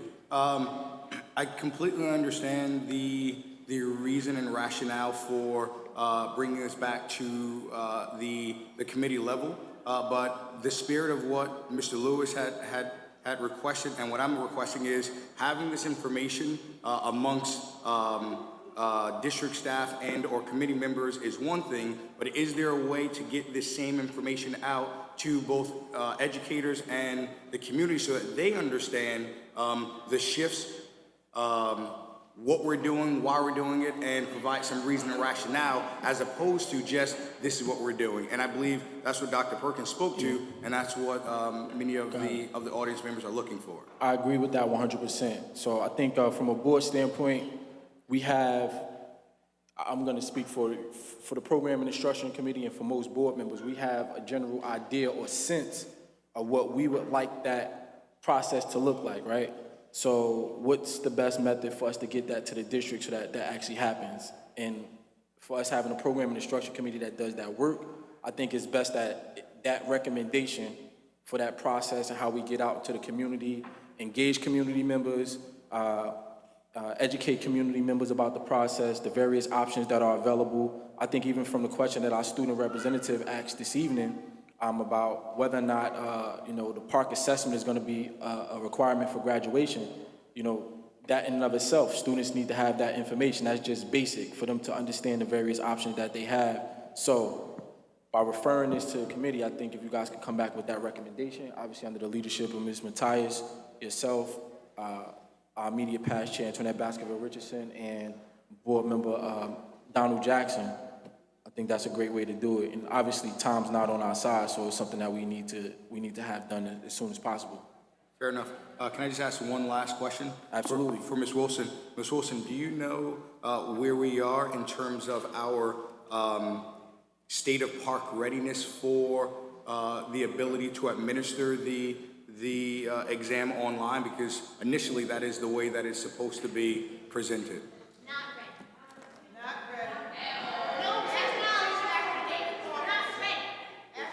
I do not have information on exactly where we are. I do know that we are working to procure devices, as you see with the lease purchase on tonight's agenda. I do know that we were one of the pilot schools. Caleb, do you have any information on Park? Pilot districts. As with districts across the state, we're in an intense process to evaluate the readiness, as we've been doing all the way since last spring, where we did the first park pilot. And I think per board member Hassan's suggestion, I think it would make sense for the Program Instruction Committee to get a fuller report on that state of readiness in terms of where we are. We could definitely share some specifics. So I want to state for the record, I don't want anybody in here to think for 1 second that as a board we're letting the district off the hook with this. We discussed this in detail in our finance committee, and I stated in that meeting that I felt that the district has been completely unprepared. And for us to be a part of an actual test district for the pilot for the park assessment, we should be leading in this area. We should be telling other school districts the right way to go about implementing this park assessment for their students. But we're looking around for the answers, and quite honestly, to not have the devices at this point in time, I think it puts our students at a disadvantage. Not only the students, but the staff members. You know, that's one of the areas that is going to be more important than anything. Those educators who are going to be proctoring those exams and also teaching our students how to use these devices. What's the timeline for the professional development for those staff members as well? And I think those kind of things really put our students at a disadvantage. As a board, we have not received an actual a formal plan in regards to the implementation of the park assessment, which is huge. You know, there are also best practices and recommendations that are coming from the National School, the New Jersey School Boards Association in regards to the implementation. You know, I would encourage, you know, the Program Instruction Committee to obviously work on that. And, you know, at this point, it's something that we have to do collectively because it's for the you know, in the best interest of our students. But as a board, we shouldn't have our backs put against the wall because there may have been a delay in planning or actually discussing the details of how we will be able to implement the park assessment successfully and ensure that our students were in the best position to perform well on these state standard assessments. Mr. Chair. Mr. Lewis. I'll defer to the educator. Yeah, if I can just have then one last clarifying question then. And Ms. Wilson, I totally understand that we'll get some forthcoming information about our readiness for the technological aspect for the park. My last question then has two parts to it then. Is there a final cutoff for the district to make a decision in terms of our readiness to say that we will either A, go through with the park assessment and or if it will be paper-based instead of computer-based? And then the follow-up to that is that if we are going to go with the computer system, and many of our students would not have had a lot of practice prior to that assessment, how will those scores and results reflect on the teachers and their evaluation, if at all? So I just want to say there are a number of efforts that are going on right now to get teachers ready, to get students ready for the park demands. It's the central focus of pretty much all of our main professional development. And we need to make sure that the Program Instruction Committee is well updated on those efforts. In terms of the specifics on what on the cutoff, the plan at this point is to do online testing for all schools. And again, I think it's most important that we share the details of the plan to get there so that you can see the milestones that we have to reach and so that we can check in with the board on those milestones as we reach them. In terms of the specific decisions around evaluation, I think that's a statewide question. And at this point, again, the plan is to make the online experience work. and to focus our professional development for teachers and for training for students on that. Mr. Chair, Mr. Lewis, could we have order, please, so that Mr. Lewis can answer his question? Mr. Lewis has the floor now. Mr. Lewis, you have the floor, sir. Mr. Chair,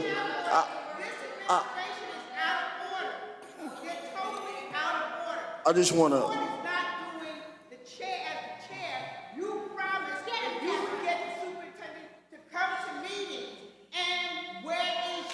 Can we please have order so that Mr. Lewis? Thank you for that. Mr. Lewis, you have the floor, sir. This is Mr. Lewis.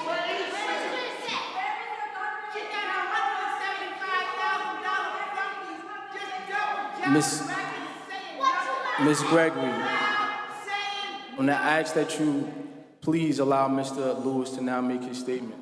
Thank you. Mr. Chair, I understand the frustrations of the community tonight. The superintendent and his administration continues to jam stuff down our throats. And we say it's not right, we say that they shouldn't do it, and it always fails. We are always right about how they fail. I'm not willing to stand by this district and allow what happened in the one Newark enrollment to happen with this test. I don't believe that nobody can stand up here today and really say we're ready to implement this. So I think that the district need to go back to the state. They need to do something and say we're not ready. For once, I think that this district need to be honest and say we're not ready to implement this. I think they need to be honest and say we're not ready to implement this. So I think Mr. Dr. Perkins, can you really stand up here today and say that we're ready?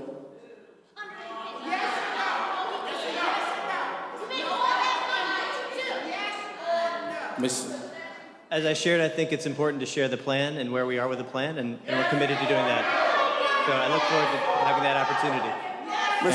Dr. Perkins. Mr. Lewis, we're going to refer this, we've discussed already referring this to the Program and Instruction Committee so that they can come back and report to the full board. I think, no, I'm going to respect the committee chair and allow her to, I believe that Ms. Matthias will hold some community discussions on this.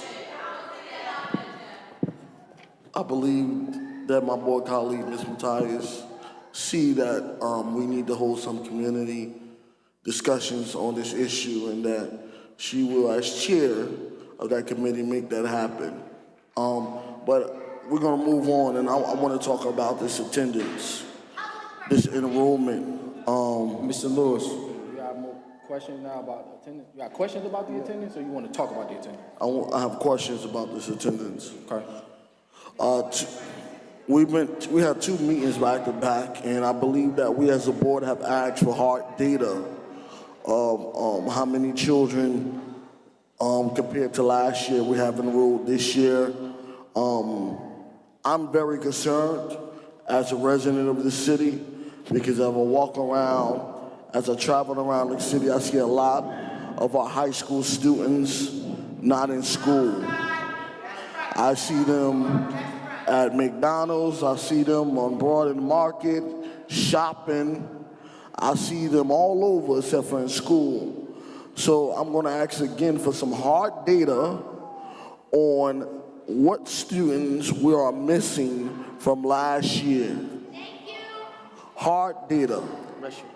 And I will ask that to also go through program and instruction as well.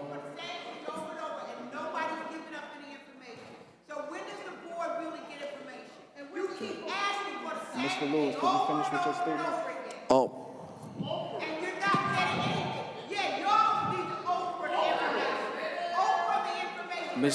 What?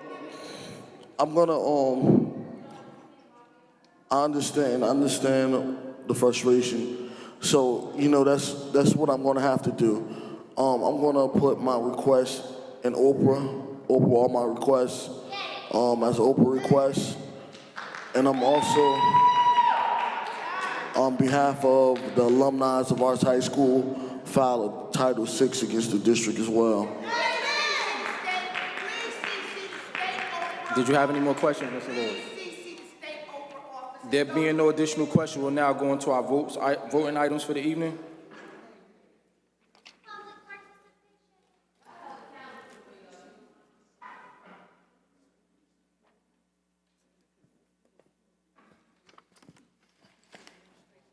Program instruction.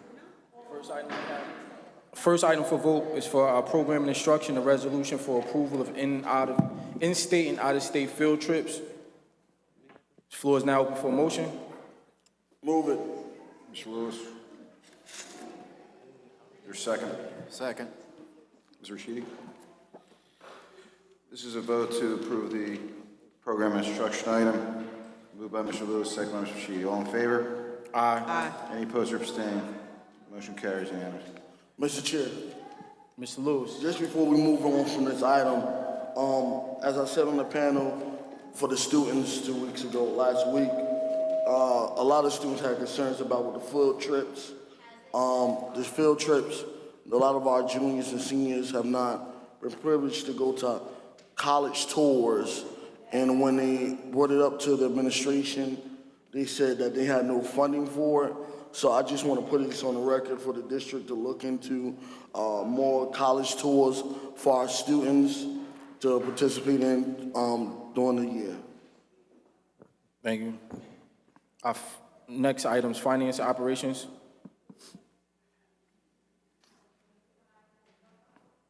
Floor is open for a motion to vote on these items. Motion. Is there a second? Mr. Jackson, this is a motion to vote on items as a package? No. This was for finance, right? What's the motion? The finance? Motion for finance. We're in finance. Can we? Did somebody second? I wanted to separate.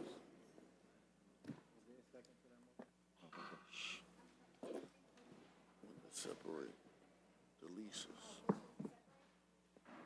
No. Motion to vote on. Somebody made a motion, was it seconded? I don't think anybody seconded it, Mr. Chair.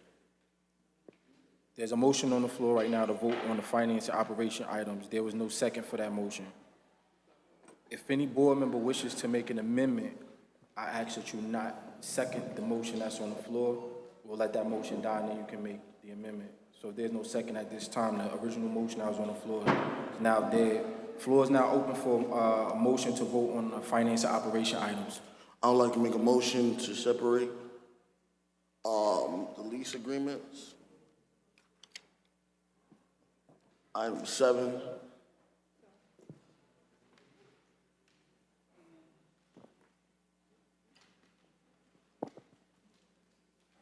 And item 6. Is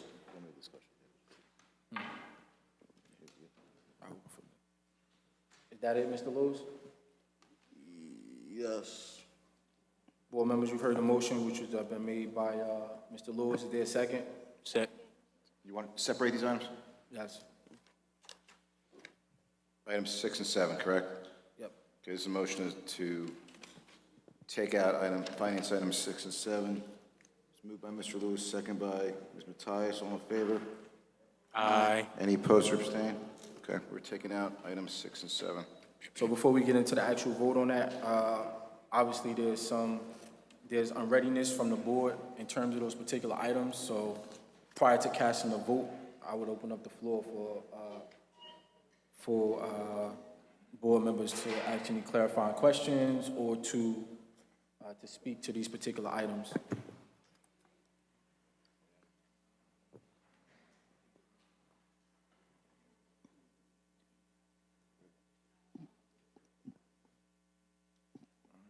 So there's no discussion at this point in time? Yes.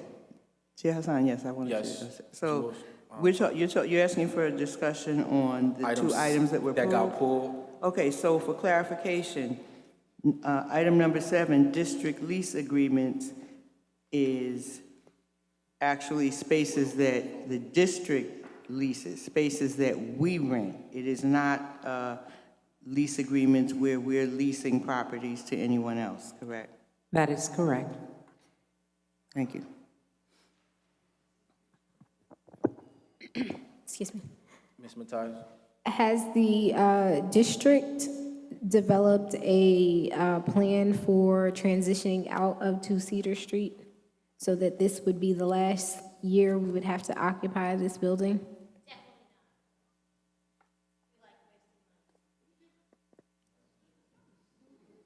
Upon information and belief, the superintendent has charged our facilities director to work towards that end. I do not have any dispositive information that I can present today, but it is my understanding that that is the intent. Mr. Chair. Mr. Lewis?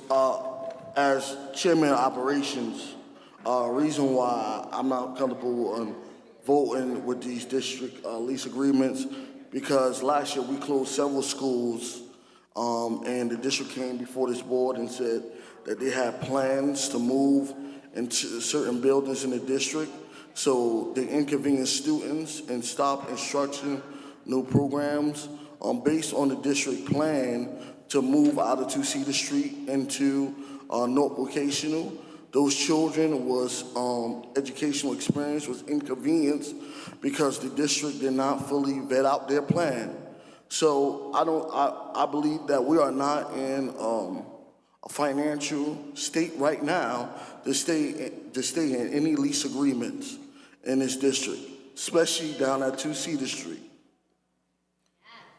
Thank you, Mr. Lewis. So, these lease agreements have come before the board already, and we actually tabled these particular items. Since then, no additional information has come before our board. Again, no plan has been presented to us. No plan has been presented on behalf of the district in regards to what the transition would look like on the upcoming school year to transition out of 2 Cedar Street. Furthermore, paying the amount of money we pay for this lease could actually obviously benefit the district if those funds were available to be used directly for initiatives in schools, purchasing school supplies. It's really just a lease that, again, from our perspective as a board, we've already expressed that we don't believe that this is a lease that we should, the district should continue to hold. Are there any further discussion from board members? If not, we can go into our votes now. No, I just want to thank Mr. Lewis for clarifying what the issues were on that. Thank you. Thank you. Mr. Council, we can now go into. We're going to just vote on item number 7 alone? We can vote on the items that you have collectively together, and then we got 6 and 7 to be voted on as standalone items. So we'll do that. All right, so is there a motion to vote on finance items 1 through 5 and 8 through 22? Second. I have Ms. Matthias, second by Mr. Jackson. This is a vote for 1 through 5 and 8 through 22 finance. Mr. Jackson? Yes. Mr. Lewis? This is finance items 1 through 5 and 8 through 22. We pulled out 6 and 7. Oh, yes. Okay. Ms. Matthias? Yes. Dr. McCreary? Okay. Mr. Rashidi? Yes. Mr. Salinger? Yes. Mr. Baskel-Richardson? Yes. Chair Hassan? Yes. Okay, finance items 1 through 5, 8 through 22 approved. 6 and 7 are the remaining items. 6. Doing both separately. Okay, is there discussion on Ms. 6? Matthias? I'd like to make a motion to send these 2 items back to committee for more information. Motion's been made. Then second? Second. Second. There's Ms. Baskel-Richardson, a second. Okay, this is a motion to send finance items 6 through 7 back to committee, back to finance committee. Ms. Wilson, I have a question for you. Being that we are dealing with obviously such a tight timeline in regards to this solicitation for lease purchase financing for the devices for our students. What time do we have for a turnaround from a board standpoint to come back to the district after we've properly vetted the additional information that we're requesting? There's no turnaround time built into this. Park devices need to be in schools. As some have indicated, they should have been there already. We are looking at doing a lease purchase with a bid being out for some 20 days, with a return and a closing possibly before the holidays, and intent to procure devices as quickly thereafter to ensure that children have sufficient time to practice using the devices based on the skills they'll need to exhibit in taking the park test. So the short answer is there is no more time.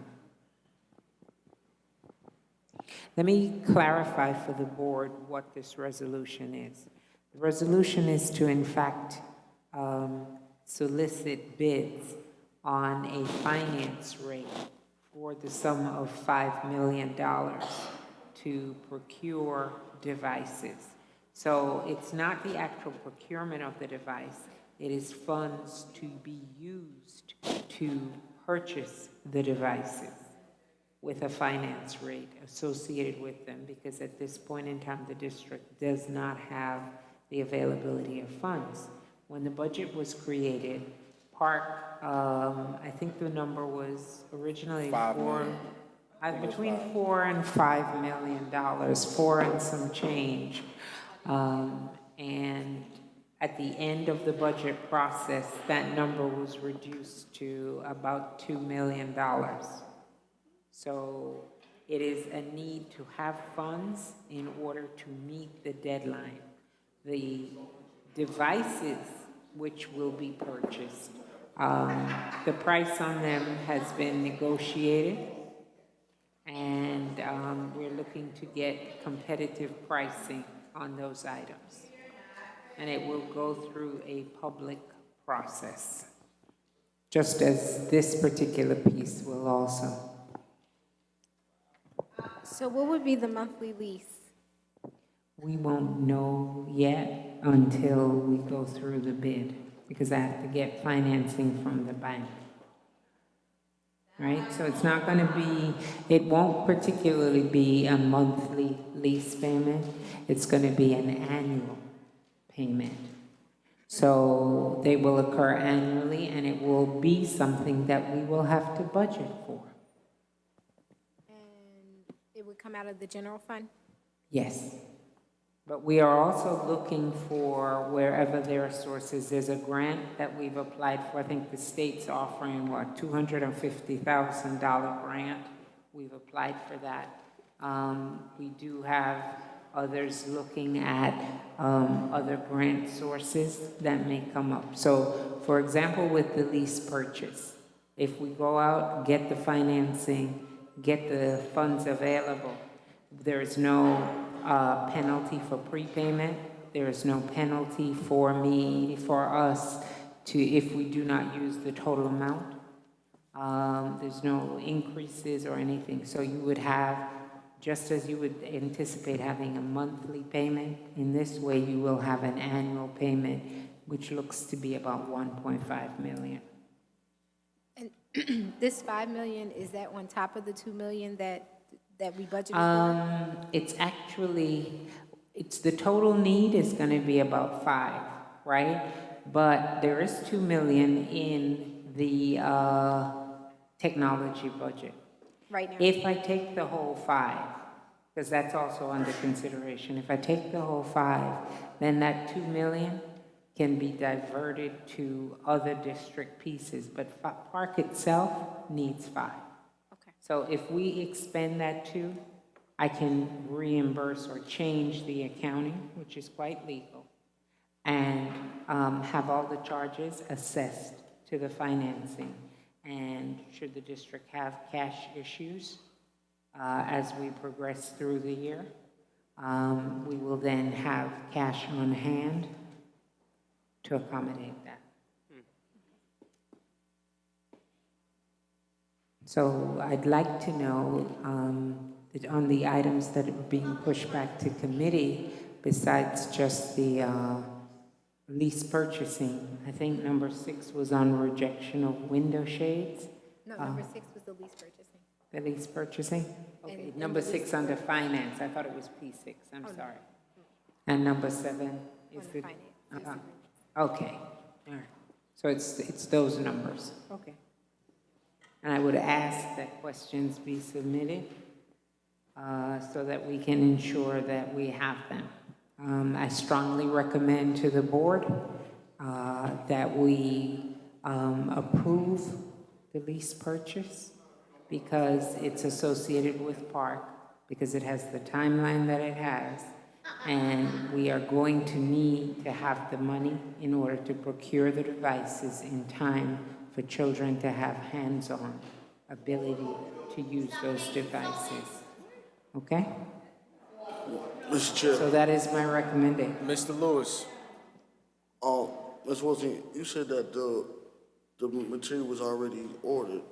Am I right? No, I did not say that.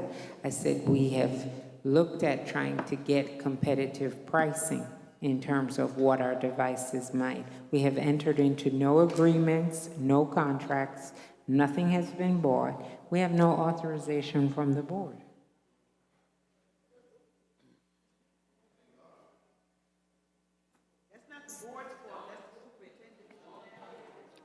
There's a motion pending. Is there any other additional questions? When is the next finance meeting? Next finance meeting is middle of November. I think it's the 18th, somewhere there about. And we Which need means, let me explain what that timetable will mean. If we go to, if we go to the finance meeting, therefore going to the November cycle, right? Thanksgiving is probably late in the month. I think our meeting is about the 24th. When that approval occurs on, let's say, the 24th, if it does, then we have to go out for 20 days to acquire a financing agent and the funds, which is then going to put us somewhere into the end of December. And then there are another 30 days, right, that we've got to wait for a closing, right? Then we have to actually go out and procure devices. So quite easily, I would say that you're talking sometime in probably late January, early February at the earliest.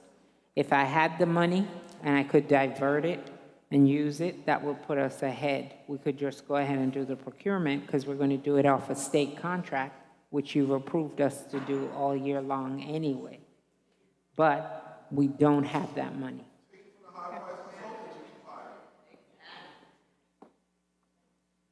Chair Hassan, I'm not really sure what the process is. I think based on the additional information we received, I'd like to withdraw my motion. So noted. Again, floor is still open to Mr. Sillinger. Ms. Wilson, I know that's a lot of money, but are you aware that a lot of schools don't even have books yet? Spanish books. I've been into a few of them, and I've been to a few schools, and they don't even have books yet. I mean, how can we get books too? Mr. Sellinger, I'm going to ask Dr. Perkins to come to the microphone and discuss textbooks because it is my understanding that schools are funded for textbooks and should be able to get them, should be able to get them. So I know that in terms of math. Can we please have order so that we can get a response to the question? In terms of math textbooks, my awareness is that we did have some under ordering, but we have corrected that. So Dr. Perkins deals with curriculum. I will have him answer the question.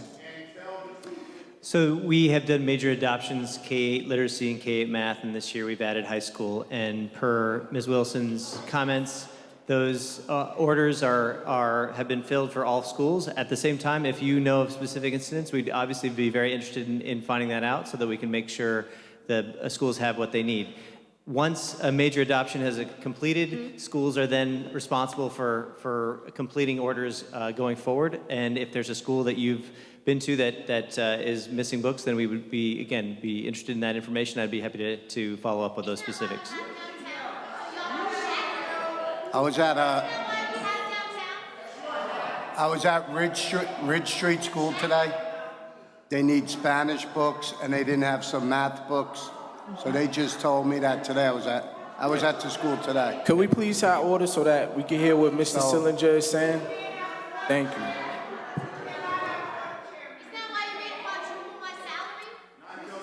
Mr. Sillinger.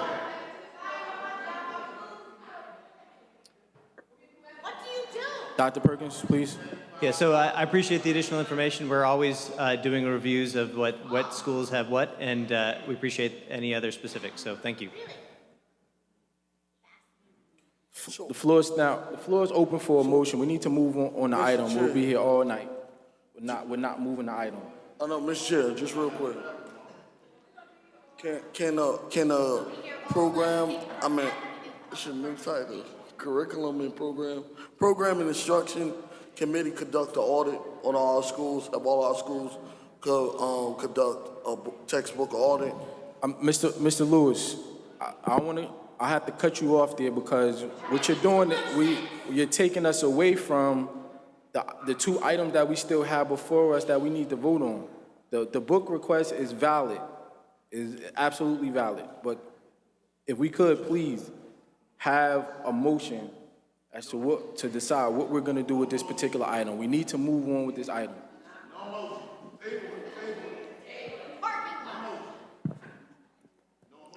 Excuse me, Chair Hassan, there's a lack of clarity as to exactly where we are and what we're doing at this moment.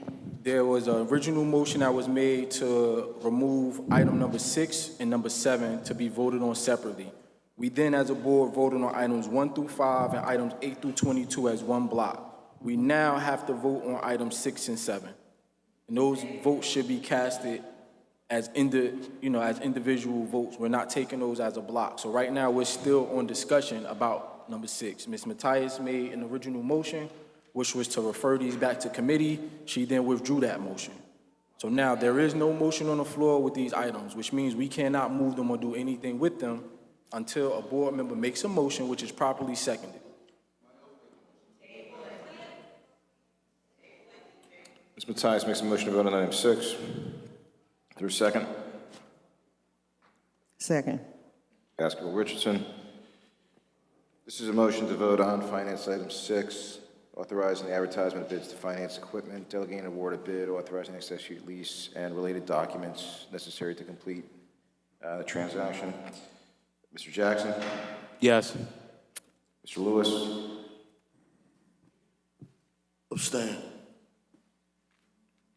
Ms. Matthias? Yes. Dr. McCreary? Abstain. Mr. Rashidi? Yes. Mr. Sellinger? No. Ms. Baskerville Richardson? Yes. Chair Hassan? Yes. Motion carries. Next item that we have is the district lease agreements. Is there a motion? Ms. Matthias makes a motion to table item 7. Second. Second by Mr. Jackson.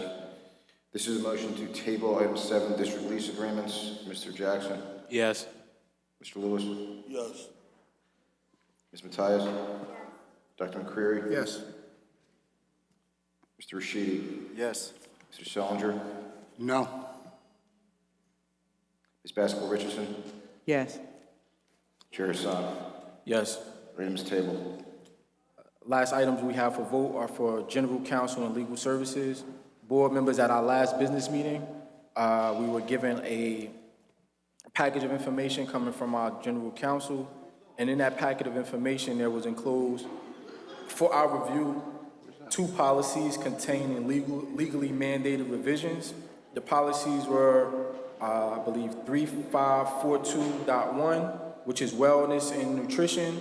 And the second one was file code 2224, non-discrimination, affirmative action, 4111, recruitment, selection, and hiring, non-discrimination, affirmative action, equal education opportunity, which was file code 6121, and file code 6145 for extracurricular activities. Mr. Chair.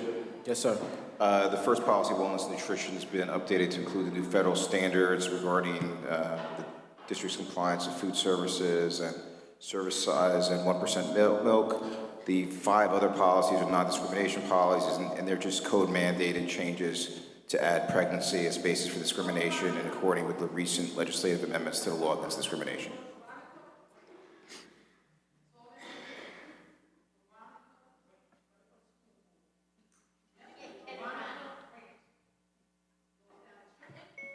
Are there any more? Ms. Dot, I'm gonna have, could you? I did. How you doing?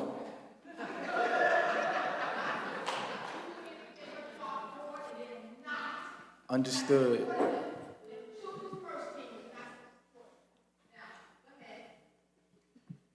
Thank you for giving me your approval. Board members, is there a motion to vote on these items? Motion. Second. By voting on these items, we are accepting the additions that have been made to these policies that have been legally mandated. There's a motion, there has been a second. So there's a motion to vote on legal policies, Mr. Jackson, and second by Ms. Basco-Richardson. All in favor? Aye. Any abstain or Abstain. oppose? You oppose on all? Abstain. You abstain on all of them? Yes. Okay. Motion carries. Did you abstain too? Or that was it? Okay. We will now go into our public participation. First speaker for this evening. I'm sorry. Can you read the statement? Ladies and gentlemen, this is the time portion for the public participation section of the meeting. As a reminder, time limits for all speakers are enforced. There's no sharing or granting of speaking time to others. Speakers must be present when their name is called.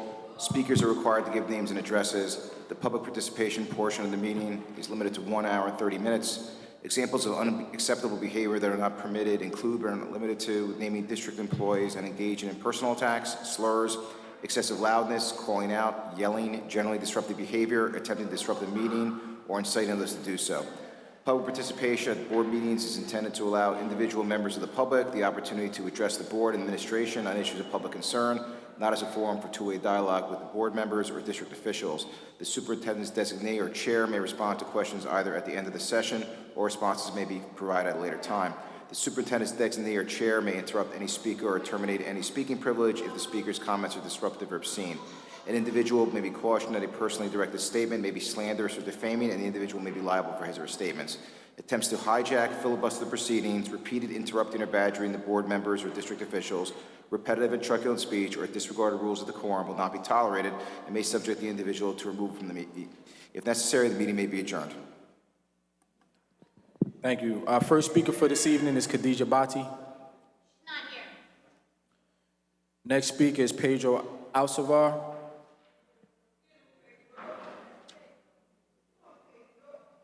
Yes, Pedro.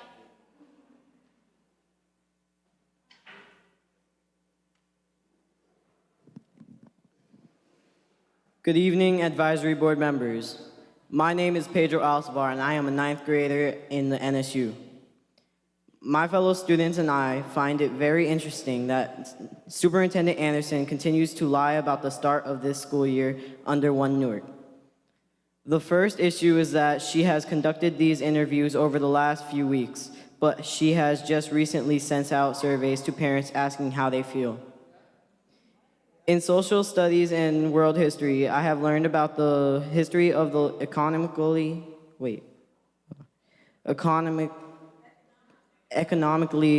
advantaged in this country.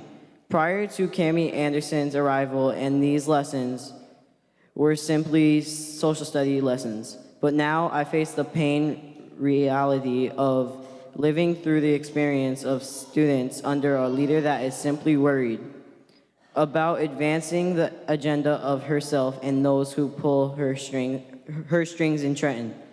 Honestly, I am disappointed that the adults who are close to her, like minions who do her bidding, haven't tried to make her understand that she is insensitive to the demands of the community. Any adult who has not stood against her openly is in essence standing with her silently.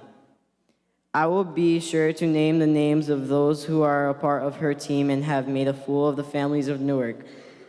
I will never forget that NPS and its advisory board has done to neglect and disrespect us. Thank you.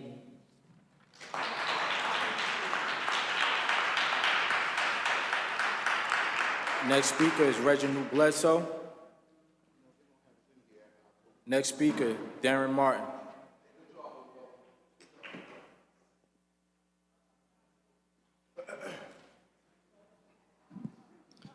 Good evening, Board. Darren Martin, PTO President at Ivy Hill Elementary School and a member for Pulse Parents Unified for Local School Education. Let me get right to it. So this working board, I did some research and found out that Hesby and I know Ms. Mathias is on the board, and Clement Price, that's a joke, and Cammie Anderson. So it's interesting. I'm going to look to see what this board is actually doing. I don't know how Cammie and other folk on the board, it's like the police policing themselves. That's pretty interesting. Next, where's the outrage about what's going on at Barringer? I sure hope, I heard they said Brad Haggerty is going to be the one with this, what do they call it? Their fancy words. Some kind of meeting plan or some kind of active plan that's going to be in place. I'd love to see if that's actually going to take place and happen.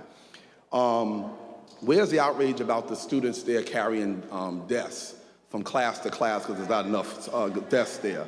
Where's the outrage about the lack of food? It's just amazing to me that this is going on, and they're getting a corrective action plan. Just go there and fix it. I mean, it's not that difficult. I sit here and I listen to the superintendent's report. I wonder if you even believe some of the stuff you say yourself. It's just amazing to me. As usual, you guys are short on facts and long on rhetoric. It's a lot of rhetoric that you give people when you talk real long and you get these fancy words like we're not educated or something. We know exactly what's going on when you talk long and don't give us answers about things. So let me answer the question. You guys got these six-figure people making all this money. I'll answer the question for you about PARC, which is crap spelled backwards, as they keep saying. PARC, you have a right to go to nationaloptout.org. I'll say it again, nationaloptout.org. All you do is click the state you're from. You have every right as a parent to opt your kids out. Don't let her fool you and push you guys into voting for it because you won't have the money. If you let go some of those consultants that can't even speak at a microphone, then you'll have the money to be able to pay for PARC if you want to do PARC. But parents have every right to opt their kids out. Nothing can happen to them. Nothing can happen to them. Nationaloptout.org. Finally, I see Superintendent Gone Wild is now going to be speaking in Washington on November 13th. I got the email a couple hours ago. She could go every place else and talk, but can't come to Newark and talk. It's just amazing to me. And she's going to talk about what's going on here in Newark. So I got a message for the superintendent. You work in Newark, Superintendent Cammie Anderson. You don't work in Washington and Arizona where you and Fat Boy from Trenton go all over the place talking. You work in Newark. Start dealing with things in Newark, and maybe some people will respect you. Thank you. Next speaker, Diana Cotto.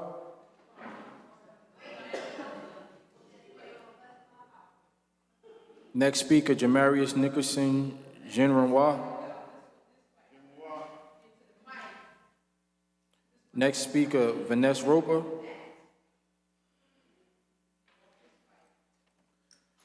Next speaker, Angela McKenzie. Next speaker, Julissa Vasquez.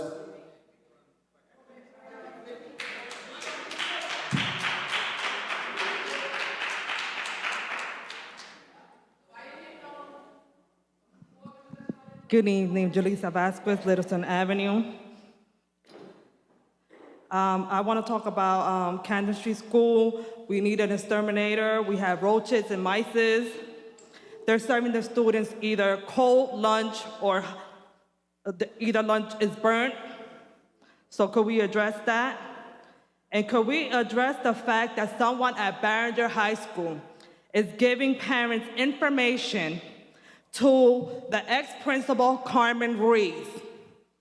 This principal is getting information and calling parents for meetings, stating that she wants to help the community, the Hispanic community. She's getting the parents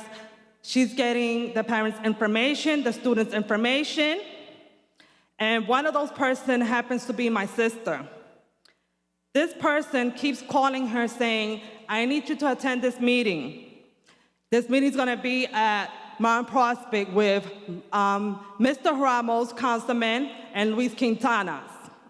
My sister is asking, who is giving you at Barringer High this information?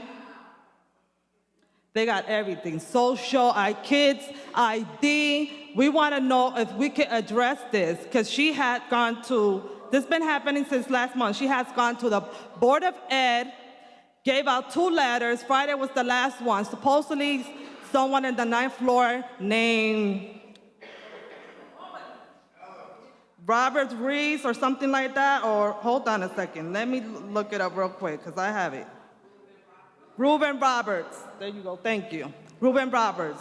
He's supposed to get back to her, and this has been happening for a month, so I want to see if y'all, one of board members, are so concerned and find out why is this person getting this information, because she told my sister, it's someone I have at Barringer giving me this information. My sister's saying, who is it? She's like, if you attend the meeting, I will tell you. Not only my sister, but she's giving out other parents information. At Barringer High, we have students still sitting without desks. They're sitting on heaters. Some students sometimes stay without eating lunch. So these are the things, if this principal want to address and help so-called the Spanish community, first of all, she should not be doing, because she's no longer the principal. And if Aníbal Ramos and the Councilman Luis Quintana is helping, they should be addressing. Matter of fact, they should be here. They should be here addressing that.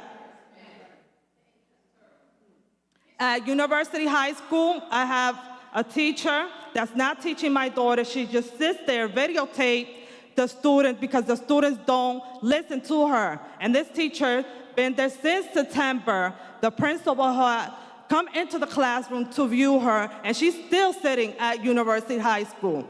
Last week, there was a fight at the New Jersey Transit bus.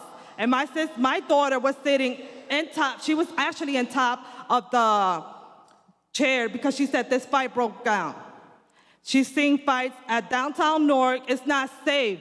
I don't know what Cami Anderson is inspecting, but she needs to do something about this. We have West Side, we have other schools fighting in downtown Newark, and everything gets recorded and placed on Facebook. So if you guys have Facebook, look up these high schools, and you'll see these fights. Thank you, and Cami must go. Next speaker is Tawana Sheard.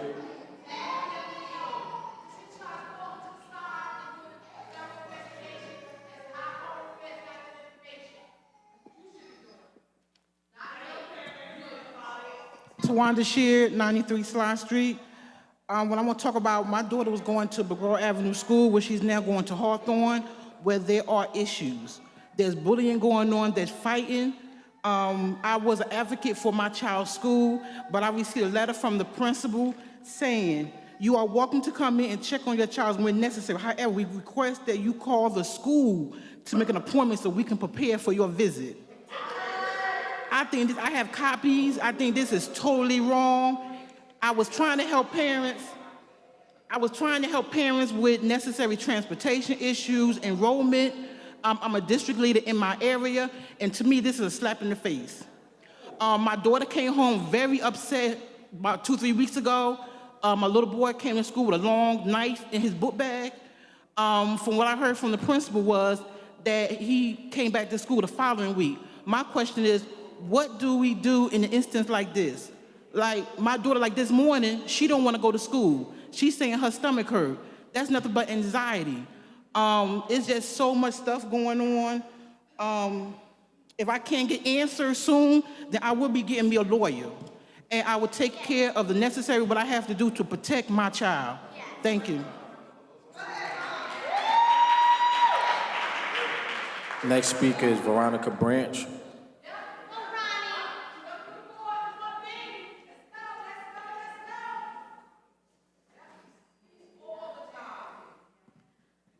Good evening, Veronica Branch, 121 Leslie. Let me start out first by saying Bregor needs to be reinstated. Bregor was illegally taken, given to team, and this school needs to be reinstated to the community so these children can attend. Let me also address the superintendent's report with showing NJ Ask and HESPA. Why are we now talking about these two forms of tests when they are now obsolete? So that should not be happening here. Next, I would like this board to join many of the parents as we opt out of park testing. 14 states have already opted out of park testing and Common Core as it is developmentally inappropriate for children. The testing craze going on right now is only helping one group, the owners of Pearson, which revenue has reached in the billions. While our kids suffer with school closings, no books, IEP children not being served, and a lack of other much-needed resources. Common Core teaches kids in early as kindergarten about masturbation in same-sex households. You didn't know that, did you? It also tells children that 6 times 72 is wrong unless you write 42 boxes. That is not education. That is the dumbing down of education, and it needs to stop. Where will our doctors, lawyers, scientists come from under Common Core? We won't have any. Extreme testing. I have attended countless meetings on Common Core, extreme testing, and teaching to the test, and the stories are painful beyond belief. I've asked this board to take a stand against Common Core, Park, and the testing mania that only benefits companies like Pearson and the tech companies. Those profits are in the billions, and it's not fair to our children. We have eliminated any type of instruction time for our children because all we're doing is teaching to the test, and it's not fair to our kids. Last but not least, Hawthorne needs to be staffed with resources, with people willing to work. One clerk is not acceptable for the growing number of kids that's coming to enroll. The lack of crossing guards still has to be resolved. Nobody has addressed this issue. Crossing guards still wasn't there today. A safe passage for us Hawthorne is not existent, so that needs to be addressed. Also, the leadership at Hawthorne needs to treat parents and students with respect and lead the attitudes at home. Thank you. Next speaker is Donna Jackson.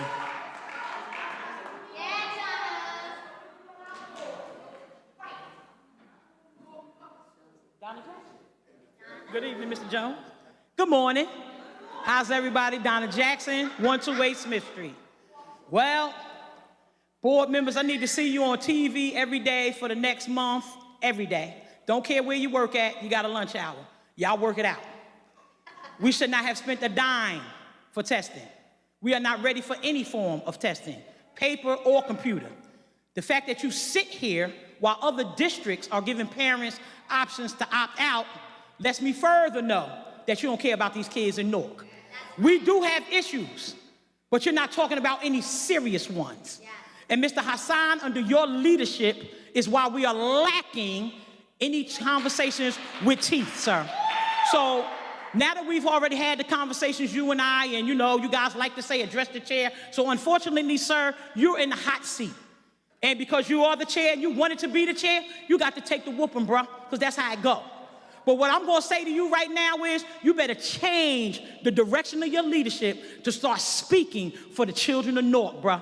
Because right now, as we stand here today, there's still 8,000 children not going into school. 2,000 of them special need children. I just entertained parents this weekend whose children have been out of school because of the poor performance of our special need department for over a year. You sit here, Mr. Hassan, and allow Miss Anderson, because you got to take the weight, bro. That's how it go. You let Miss Anderson tell you she's not going to give you attendance data till December, and you ain't called no press conference, bro? What's your problem? It's called get her. It's called you ain't in no camera, you ain't taking no picture. We don't need you to smile anymore, bro, because it's sad in here. Our children do not have what they need. We got almost 2,000 teachers being brought up on tenure charges. What you doing about that, Mr. Hassan? When you tell somebody like my mother, who has been teaching for 57 years, you can't hold a candle to her, no nobody else you know, that she is basic in her evaluation, that's wrong. But look how many other people you've done that to. How does Mr. Fitzhugh, who had Chancellor Avenue School, moving toward Blue Ribbon, go to Hoboken, run their high school, and get offered a 10-year contract when we had him here, the Jew of Newark, and we allowed him to leave because of your friend, Mr. Hassan? So let me close with this, Mr. Hassan. And I know the rest of the board members are listening, but bruh, that's what happened when you want to run for office and you want to be the president. You wanted it, so you got to wear this, bruh. You got to stand up because you're not standing up, Mr. Hassan. I don't need you walking around in no school smiling because these children are crying. You don't even know the amount of children that have been robbed on their way to school, robbed in school. You don't know what's going on. You don't even know that we don't have certified teachers in all of these schools where we need them. If we had half of the people that we need to have, our children still would not be ready to take the testing and other antidotes that they want them to take. So in closing, let me say this, bruh. I know most of y'all sit up there because you want to run for something else. But Donna gonna stand here today, the mother of Newark, the one who gets the job done, and tell every one of you, don't pick up an application for nothing, particularly you, Mr. Hassan, because you have failed the children of Newark, and that will be your legacy. Because you wanted to play with the girl, you demised your own future, bruh, because you can't run for nothing else in this state and don't think we ain't gonna get you. Thank you, Ms. Jackson. Next speaker we have is Deborah Smith-Gregory.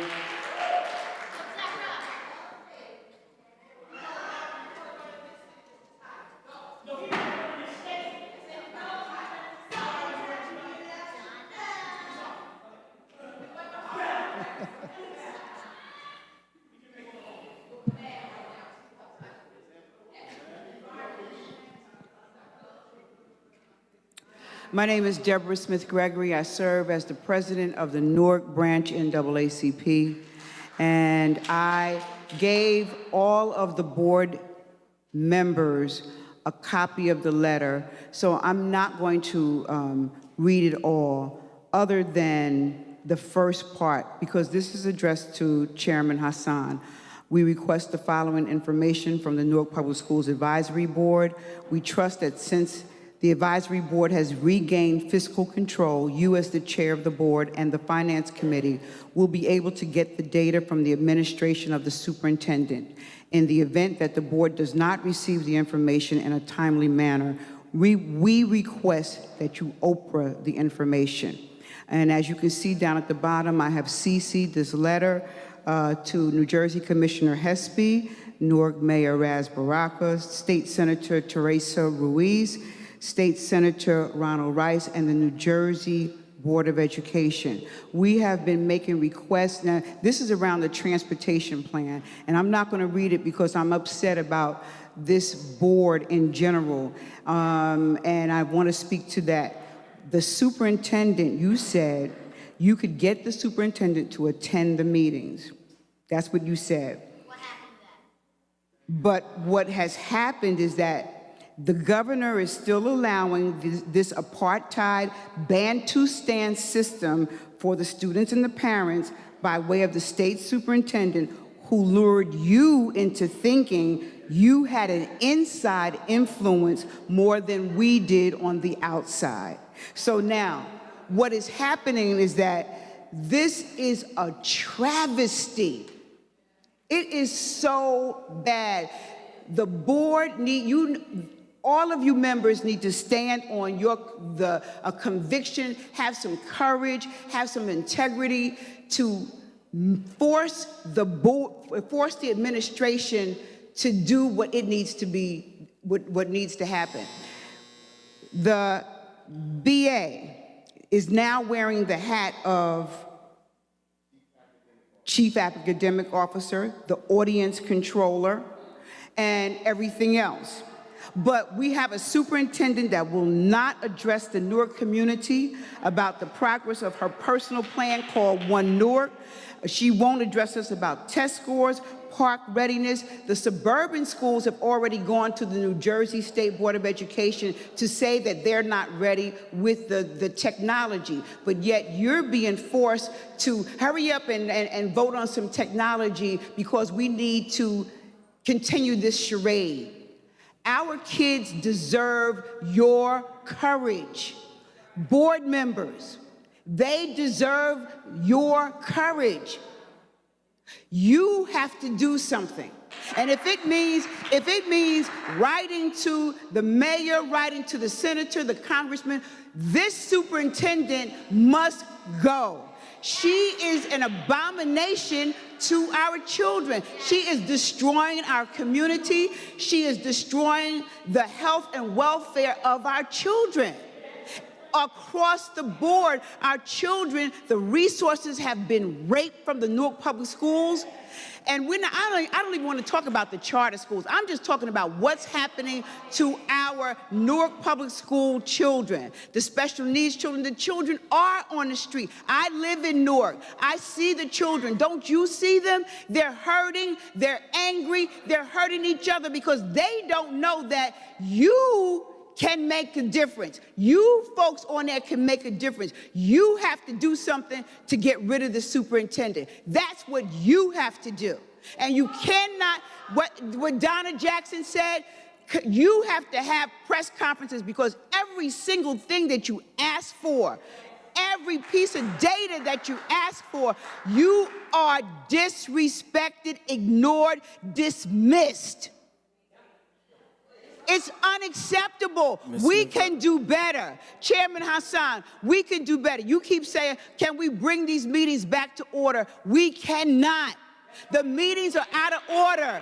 They're out of order because this administration is out of order. Understood. And this, no. You don't understand. Because if you did understand, you would take the leadership role to say, we have to do something that really can matter and make a difference. This board is not doing, you're not being the Board of Education that we need. You're not. And it's under your leadership. The superintendent has shown she doesn't respect you. You thought you could get her to come back. It's worse than ever. Now you get to go with her to Washington, and that's where she'll talk about what's going on here. You all don't know what's going on here. And by the time you figure it out, our children's lives are worth so much more. Our children's lives are worth more than what you all are placing on it. It's more than a job. It's not just a job. It doesn't matter how much money you make or what political aspirations. These are our children. They're our legacy, all of them. Next speaker is Lucius Jones.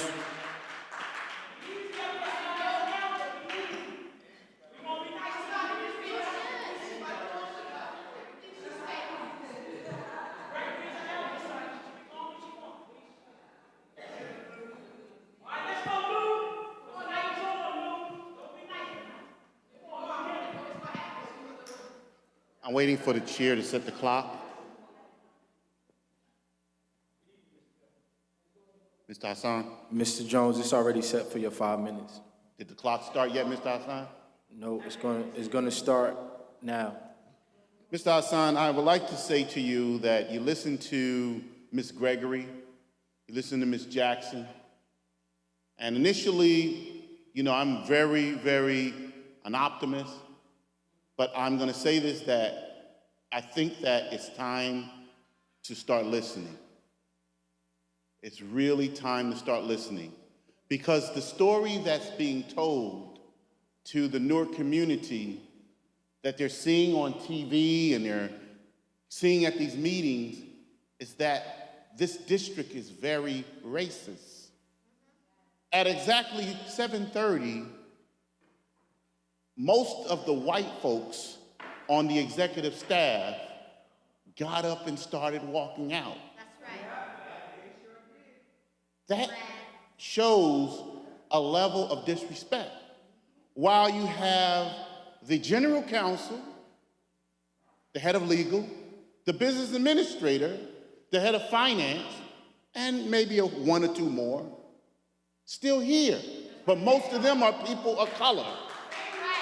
I think that I can appreciate the general counsel because when she said at the last meeting, her reputation is on the line and she wouldn't say anything. I can respect that. But I think also this general counsel can say to you in so many words that obstruction is obstruction. Board members, you have a legal responsibility under state takeover law to get information in order to advise. I would like to present some things to the board. Can someone come and get this, please? The former superintendent, Marion Bolden, who has who is the chair of New Jersey Historical Preservation Committee, came before the board and says that since we're closing these schools, we needed to preserve the artifacts. Since the district was throwing all of the trophies and whatnot in the dumpster.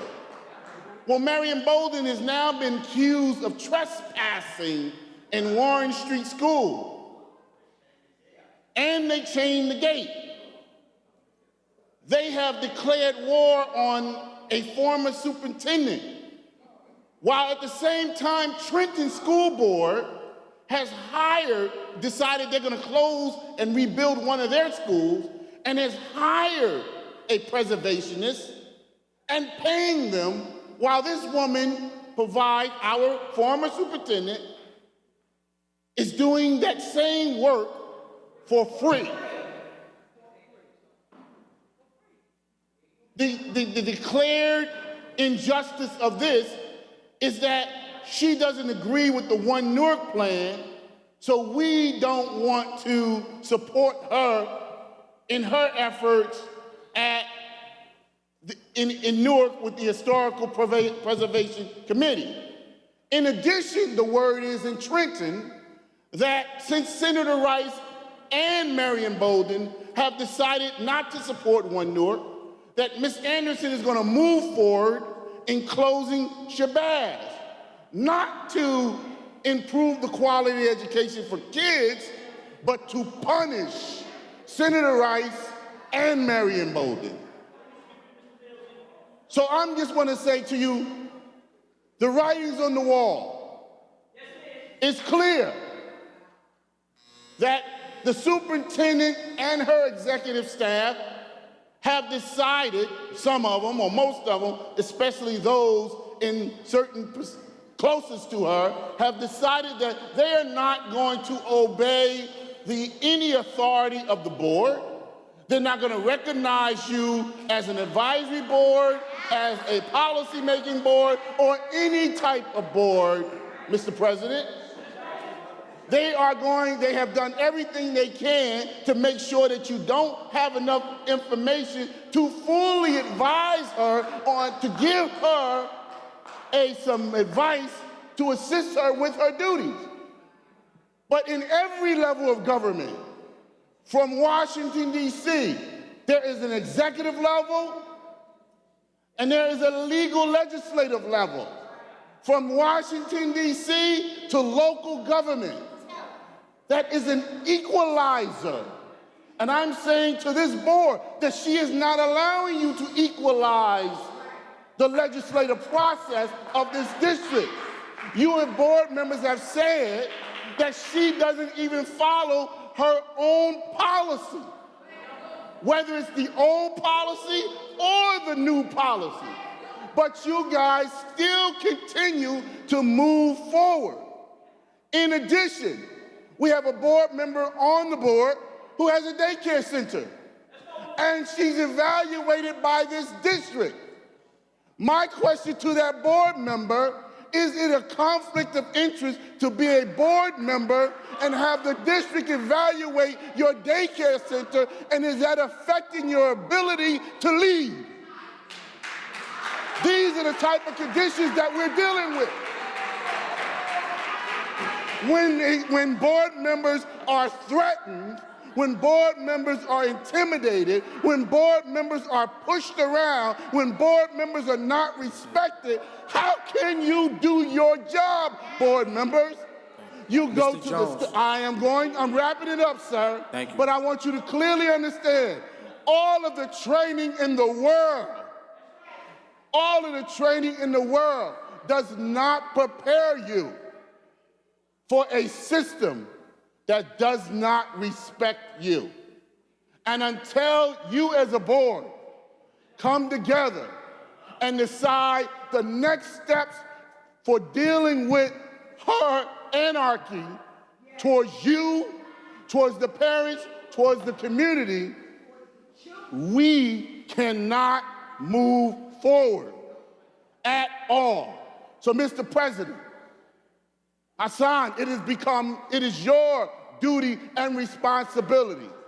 You said you did not go to the press conference at City Hall because it was not discussed. But I'm going to say to you, what leadership are you going to take? Because she is making a fool out of you. A total fool out of you. And you don't deserve it. You don't deserve it. So I'm asking this board, if the district, if the fiduciary responsibility of council of this district is in favor of the district, the board must find some method of getting some type of legal representation to protect their interests in this process. Thank you very much. Thank you. Next speaker is Lauren Williams, followed by Grace Sergio.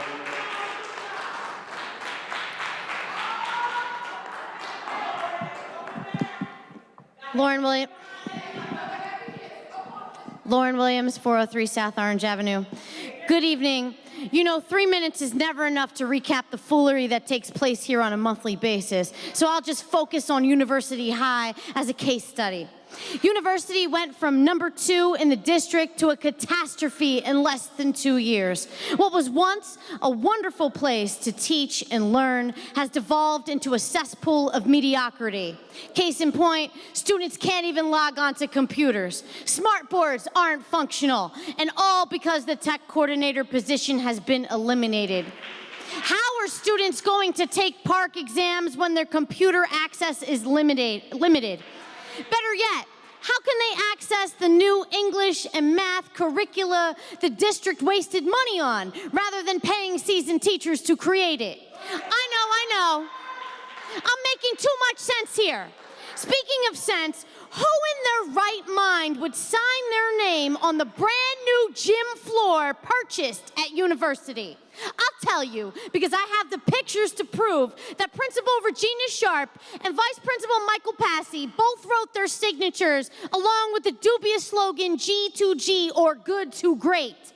That's vandalism, plain and simple, and reveals a level of arrogance for an administration who was obviously concerned about their legacy at uni. If that's the only way they can think of to leave their mark, then that's a crying shame. Moreover, let's talk about the testing irregularities for that October administration of HESPA. Testing students weren't even given a quiet corridor. Instead, the testing rooms were surrounded by students changing classes. I'm sure that did wonders for their concentration. However, the most egregious piece of foolery is the mishandling of an HIB incident between a female gym teacher and my former student, Khadijah Bahati. Khadijah was hysterical when she called me on October 2nd at 3:36 p.m. She detailed how the teacher verbally berated her, humiliated her, and later mocked her in front of faculty and students alike. Then, administrators had the audacity to tell Khadijah it wasn't a big deal. I advised her to follow an incident report. She did. This action resulted in a meeting between Sharp, the gym teacher, Khadijah, and her adult brother. I'm formally asking the board to investigate this incident to the fullest extent because Khadijah was told that she wasn't bullied and instead was too emotional. Furthermore, Principal Sharp wanted everyone to apologize and end it. However, this incident has serious implications because the principal didn't even include the HIB specialist in the meeting. I'm willing to bet the proper paperwork wasn't filed and protocols weren't followed. Ultimately, we've been coming up to the podium for over a year complaining about the ineptitude and raging incompetence at University High School. I'm asking the board to intervene because I am no longer a staff member at University. I can't even depend on Brad Hagerty to fix this because last year he rated Sharp as ineffective in her December evaluation, and guess what? She's still here. I'm bouncing the ball into your court. It's your move, and I'm willing to bet University isn't the only school that's having these issues. Thank you. Next speaker, Grace Sergio, followed by Maureen Robinson.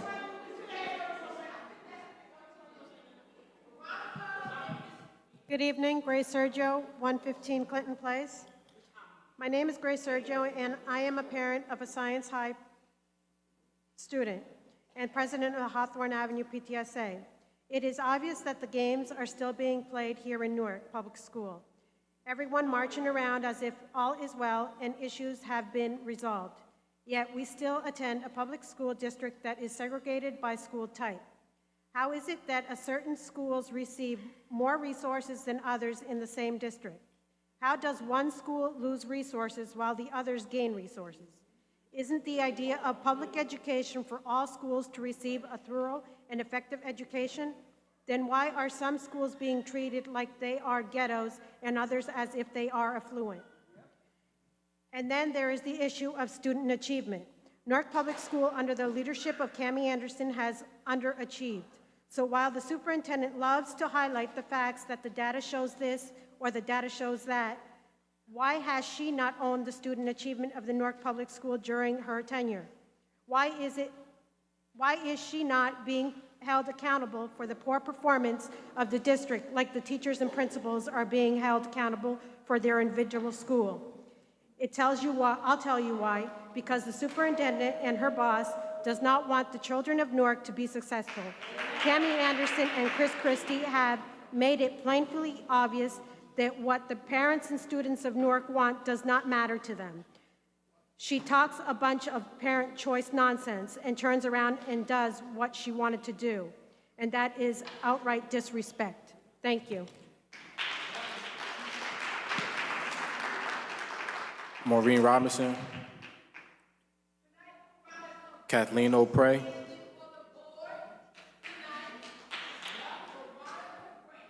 Kathleen Witcher. Hope Jackson. Denise Cole.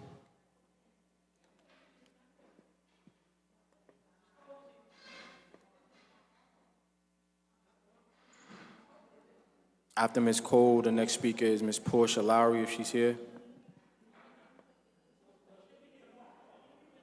Good evening, board. Denise Cole, 2 Kiera Avenue, Newark, New Jersey. I came in front of the board, and I'm not going to repeat everything that was echoed tonight. I came in front of the board to ask for motions.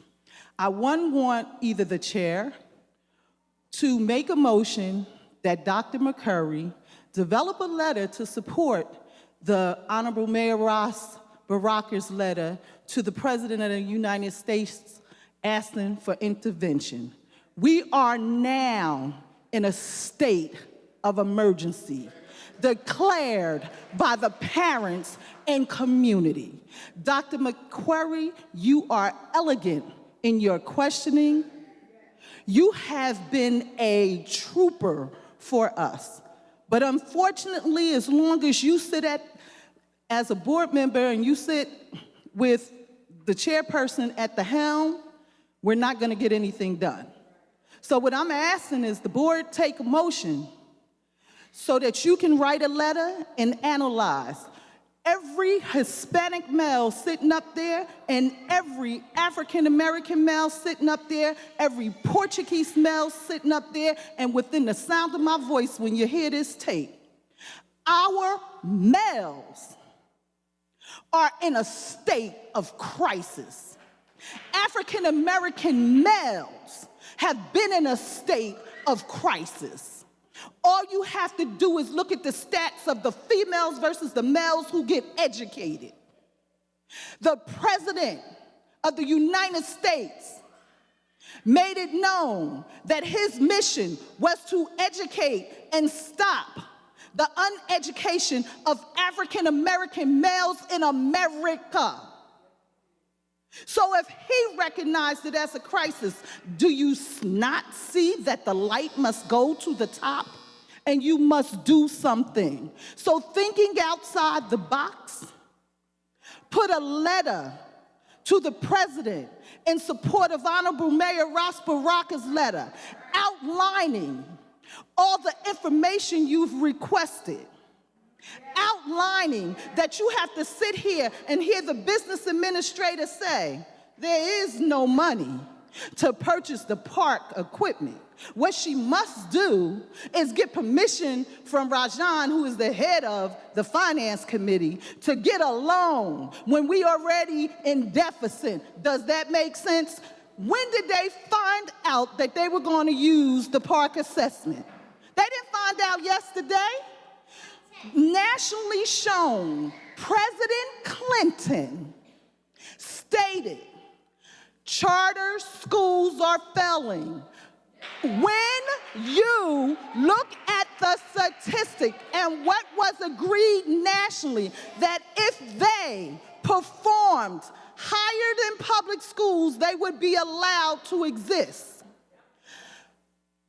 That is why you're sitting at the helm, Rajan, and making that park and keep pushing for them to do that park. Because the only stats, people, that they can get is from that park. And when our kids fail because they weren't properly taught, properly educated, given instruction, I said at their board meeting, you're supposed to have 30 days in-class instruction. How many schools have 30 days in-class instruction? When I sat at their business meeting, and we got over 2,000 vacancies or 1,000 vacancies. They got 420 Ms. Cole, could you address the board? You know why I don't need to address the board? I'm addressing everybody because it's not just a board decision. I've come to meetings for months, and it is sheer buffoonery that I sit here and listen that you keep requesting information, you keep trying to push a test that makes no sense. I'm telling the truth. Nationally, they want us to take those tests so that they can show that our kids are failing in public schools and prove what Cammie has been saying nationally. Our kids are not failing in all schools and were not before she came here 3 years ago. What we need to do is take immediate action. The board needs to declare a state of emergency. The board needs to listen what you say. It is not an oxymoron. If we don't have the money, don't pay for the park assessment, opt out of the park assessment, take a stand. Call a news conference. When you all sided before and you called the news conference, call a national news conference. Invite everybody, every organization, every church, every pastor, every leader like Donna Johnson. Let them speak before, not just you. Let us stand behind you. But you asked me at the board to think outside the box because the last suggestion I made, I don't want you to do nothing illegal. I want you to do everything legal. But I am tired. I'm not making any requests except that you take immediate action. Dr. McCurry, please make a motion and develop a letter, because when you develop that letter, I know you're going to outline it. And not when you develop that letter, you're going to talk about the statistics with African American males failing. Second, I want to let you know that I think you should file a Title VI if that's what's in your bounds. Make a motion to file one on behalf of all the children in the district who are not getting services. Thank you. Okay?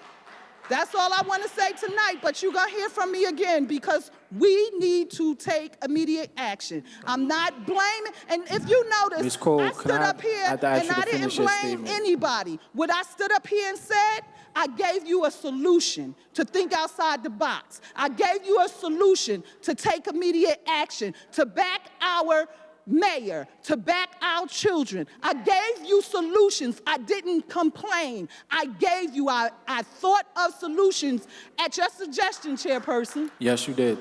So now I want to see some action. I want to see news conferences. I want to see you call every member in the community together. I want you to stop the buffoonery and the oxymorons that keep going on. Because what you're doing is you overwhelming me like a computer, and I feel like all over the place, Ms. Cole, discombobulated. I'm sorry, we had to get to the next speaker. No problem. I hope you take action, and please, Dr. McCurry, I'm begging you, please.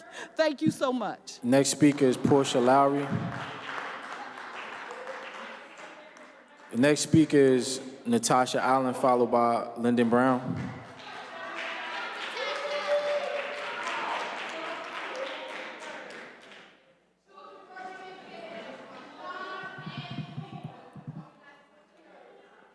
Good evening. First and foremost, I hope I wake up alive tomorrow. And if I don't, if I find these, like something in my system, just know it's because we just sat for 3 hours huffing the fumes from paint.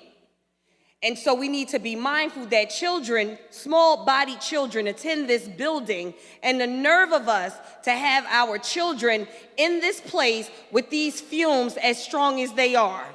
So I just needed to put that out there because I know we all, and I'm feeling real faint up in here. And it's sickening. So we got to do better, we got to think better, we got to be better because these are our children. It's sickening that we up in here tonight with these fumes like this. Secondly, Mr. Hassan, I want to know if you got a new title or if it was a slip of the tongue, because when you introduced yourself as the chairman of the Board of Education. So I don't know if it was a slip of the tongue, but I need to be clear. So again, Natasha Allen, you know, my daughter is graduating this year, and I'm overwhelmed by all of the things. I am overwhelmed by all of the things that as a parent I am having to endure on behalf of her having a qualified education still in the Newark public school system. I like to know that, I want you guys to know that our students, Newark students, need 4 years of math.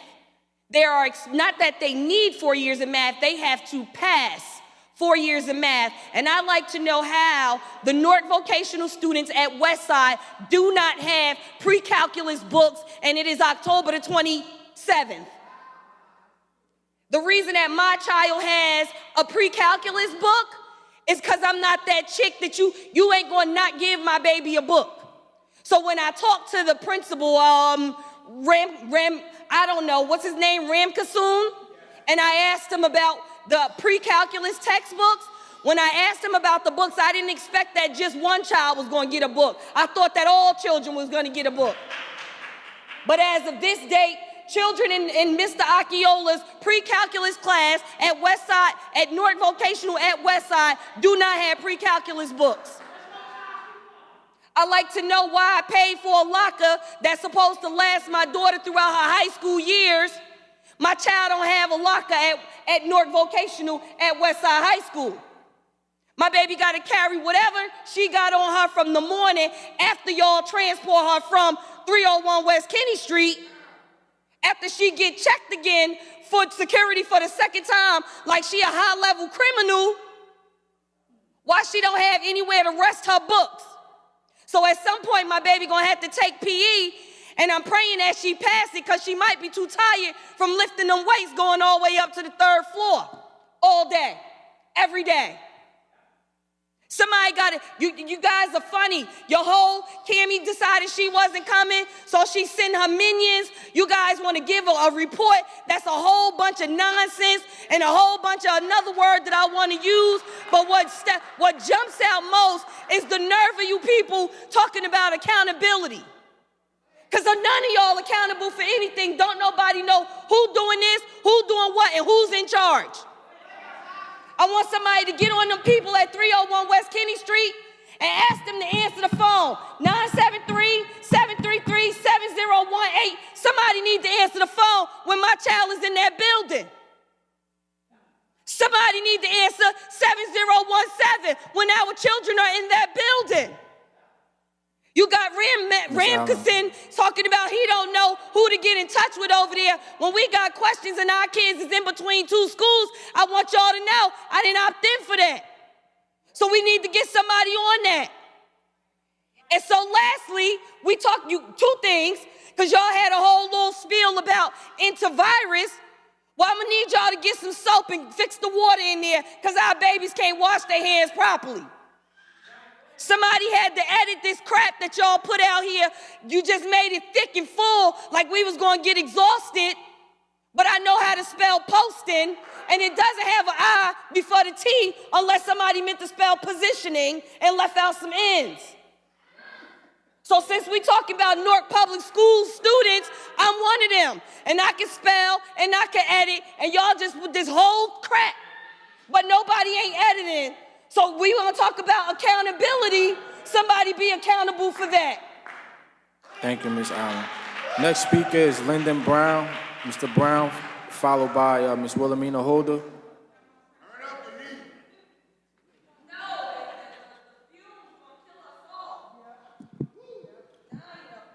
Good evening. Lyndon Brown, 220 South 6th Street, Newark.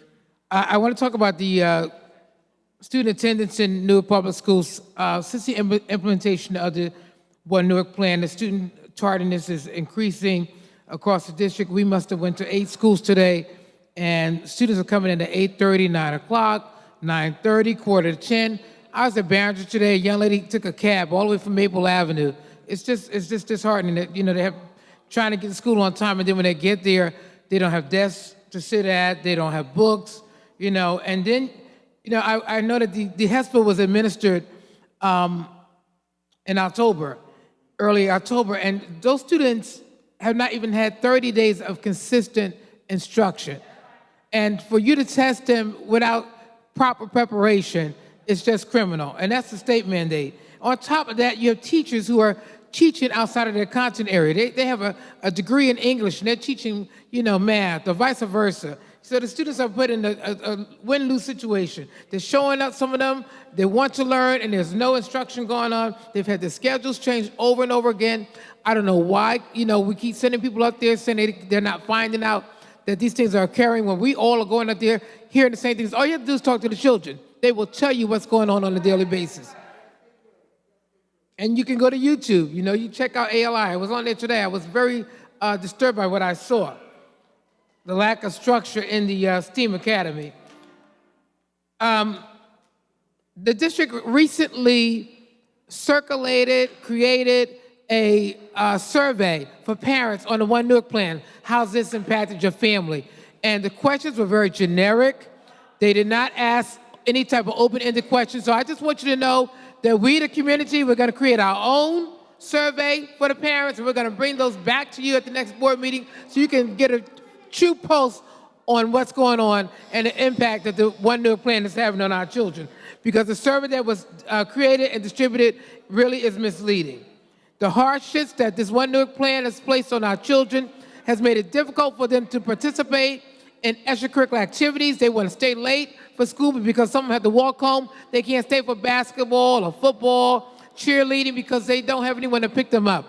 And for parents, it's even harder to come out for parent meetings and school events when you live 2 and 3 miles away from the school and don't have transportation. So I just want you to know that this plan has really had a detrimental effect on this community. Thank you. Next speaker is Ms. Wilhelmina Holder.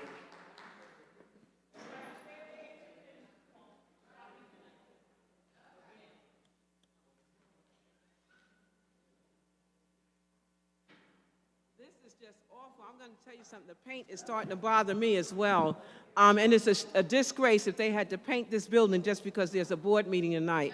I hope that tomorrow that children are allowed to stay home. because this paint is really bothersome. And it's unfair that Mr. Hassan, that the board did not pick on that and say, we need to cancel this meeting tonight. Because if you're sitting out here, you definitely are smelling this paint. And it does not smell good. And yeah, because it's in my nose, it's in my mouth now, and that's why I'm sitting here with the scarf like that. And you need to come out here and be with us. So Wilhelmina Holder, 152 Midland Place.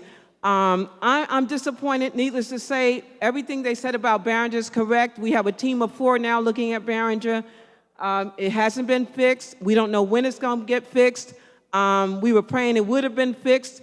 And the low-hanging fruit was get enough desks and chairs. I mean, why are our children walking around, this is the truth, and y'all need to know this, community, walking around, if they have a chair and a desk in one room, they are actually moving that chair and desk to the other room for their other classes, and that's the truth, because we got it on tape. The kids are moving desks from class to class, and the district knows this. This is a low-hanging fruit. You can FedEx chairs and desks overnight. There's no reason that we don't have enough desks and chairs for all the children in Barringer STEAM. That is ridiculous. Don't talk about the books, the non-existing books. Let's not talk about the teachers that are teaching out of the area. You heard that. Let's not talk about the substitute teachers and the fact that the cycle ends in 2 weeks. So we are asking you to challenge the grades. There's no way you can have those grades validated. There has not been 30 days of consistent instruction, and we've been on with our senators about that and the commissioner, and we're going to pursue this avenue. We hope the board will take the lead, because that is unfair to children. Let's not talk about the park assessment. Where did the rest of that, if there was $5 million originally budgeted for them, where's the other $2.5 million that you now say you only have for this? Where'd the money go? And why do we have $25 million worth of talent sitting at 2 Cedar Street or at home? And I'm not mad with the talent. I'm mad with the system that allows them to sit there. And we have holes in the system throughout this district. There are certified teachers sitting at 2 Cedar Street that could be teaching at Science, Westside, University, Arts, Barringer. Why is this allowed? Why isn't the board asking for the credentials of those teachers and have them matched to the schools where there's a need? Why would we pay double salary, $25 million, and you're wondering why our kids don't have books and technology? You can't be wondering that. But I'm amazed at the foolishness that is allowed to assist. Now let's talk about this survey. You know, the question is, what's not on that survey, people? They didn't ask the parent, how many children do you have? Do they go to the same school? Where do you live in proximate to the school? How far is your child traveling? They did not ask about transportation. How do you get to school? Bus, foot, cab? None of that is on the survey. So what I'm saying to you, they did not ask, were you assigned to a school or did you choose a school? And did you get your choice? And what is the number of choice you got if that was the case? That survey needs to be thrown out. It also didn't ask the parent, were they satisfied? So what is the real purpose of that survey? I read the survey, and it's a disgrace if you're talking about mind dating mind. You can't be serious about that survey. And I'm surprised that the board did not have a say in how bad that survey was designed and for what purpose was it designed. Then we have another bigger issue which I'm working on. I spoke briefly to Mr. Perkins and Brad about it, and that is the book that's being used across the district in English. I'm going to have a report for you very soon. I've got some help from other people, other superintendents across the state, other principals in the district and throughout, because there is a real problem with that book. And one of the biggest problems is that it is not geared for secondary schools. So I want to know how much money was spent, who recommended that book, who sat on the Language Arts Committee when that book was purchased. We need those answers, board, and I'm going to make sure that you get the information we have, because our children are being dumbed down, and it's the dumb adults that is allowing this to occur. And if we have a curriculum committee, we need to talk to you, curriculum committee, because I am surprised that this got by you. Thank you. Thank you.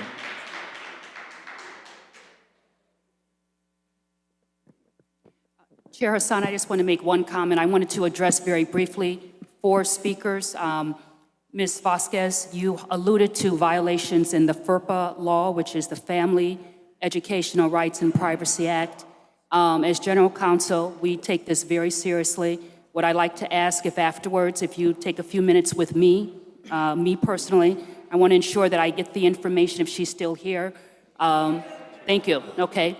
Also, Mr. Jones, you have my number on speed dial, but I wanted to address again and highlight the severity of the issue you raised about the threatening or alleged threatening possibly of any of our board members. That is unacceptable. If there's information that you have you'd like to share with me, I'd like to take a moment to speak to you as well. And I don't know if Ms. Williams is still here, but she did reference some potential HIPAA issues earlier. Again, that is a federal law to which the district adheres to. And if there are issues that have not reached my office, I would seek that information. And Ms. Ellen, I think she may have stepped out for a moment. I will check to see if why the phone is not answered at the school in question. Thank you. I'm sorry, Chair Hassan, I just wanted to respond to a speaker before we moved on. Okay. So I just want to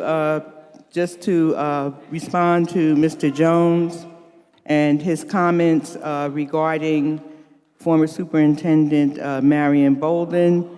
Just for clarity, Mr. Jones, I assume that you were referring to a letter that Dr. Bolden received from an executive member of the Newark Public Schools administration. And I don't think it's important, like, who sent the letter, because, you know, everything is basically done under the superintendent. And this letter, I read the letter, very insulting letter, and as you stated, Dr. Bolden volunteers and does this work for the district, archiving artifacts from our schools, and this is really important work because of the history of our district, the longevity, the long life of many of our buildings, and particularly because of our buildings being closed.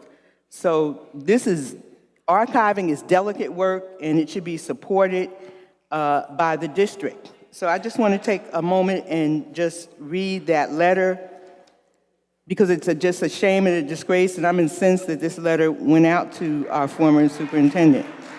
So the letter says, I'm following up on the voicemail you left me Monday, October 13th regarding Warren Street School. In the message, you stated that you were involving the state, city hall, and other officials to solidify your access to the building NPS did not know you were occupying. I have been the executive managing director of operations for about 6 months. One of my first charges and a priority of this administration was to examine all of the schools that were offline to determine a course of action that would benefit the community. As you know, approximately 7 schools were shuttered with no discernible short-term or long-term plan. We were deeply concerned about this for 3 reasons. Fiscal responsibility, spending money on scaffolding, and I apologize, but I think it's important that I read this. Spending money on scaffolding, custodial services, and security for schools when no students attend and haven't for years prevents us from ensuring resources are where they belong with students. Legal protection. The district is liable for any incidents that occur within our buildings, occupied or not. I have worked in lockstep with our general counsel on this action plan, given the district's exposure. Safety. We have had several complaints of students and other community members engaging in unlawful activity in our empty buildings. We need to further secure empty buildings that had not been adequately attended to for years. We recently discovered, the letter gets very interesting, we recently discovered dozens of vehicles, thousands of dollars in district equipment, and full-time NPS staff at Warren Street. We were surprised, given the district has not occupied that space in years. Of particular concern were reports of students using the school grounds for unlawful activity, and the amount of resources being used that are not in alignment with our state stated budget and priorities. My team immediately secured the school and interviewed staff. They informed me that you meaning Dr. Bolden, have been using the school for, in quotes, historic preservation work. I immediately contacted council and others and have discovered no memorandum of agreement between the district and you, no lease agreement, and no verbal agreement between you and the district. In effect, you are trespassing on NPS property and will no longer have access to the building. As we move forward to find new uses for our vacant buildings, we will keep you informed.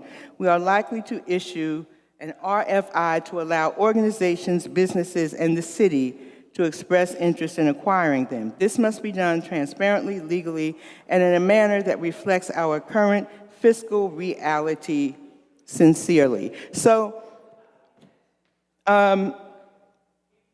are a number of problems here, not to go into detail about some of the accusations in this letter, not appropriate for discussion at this time.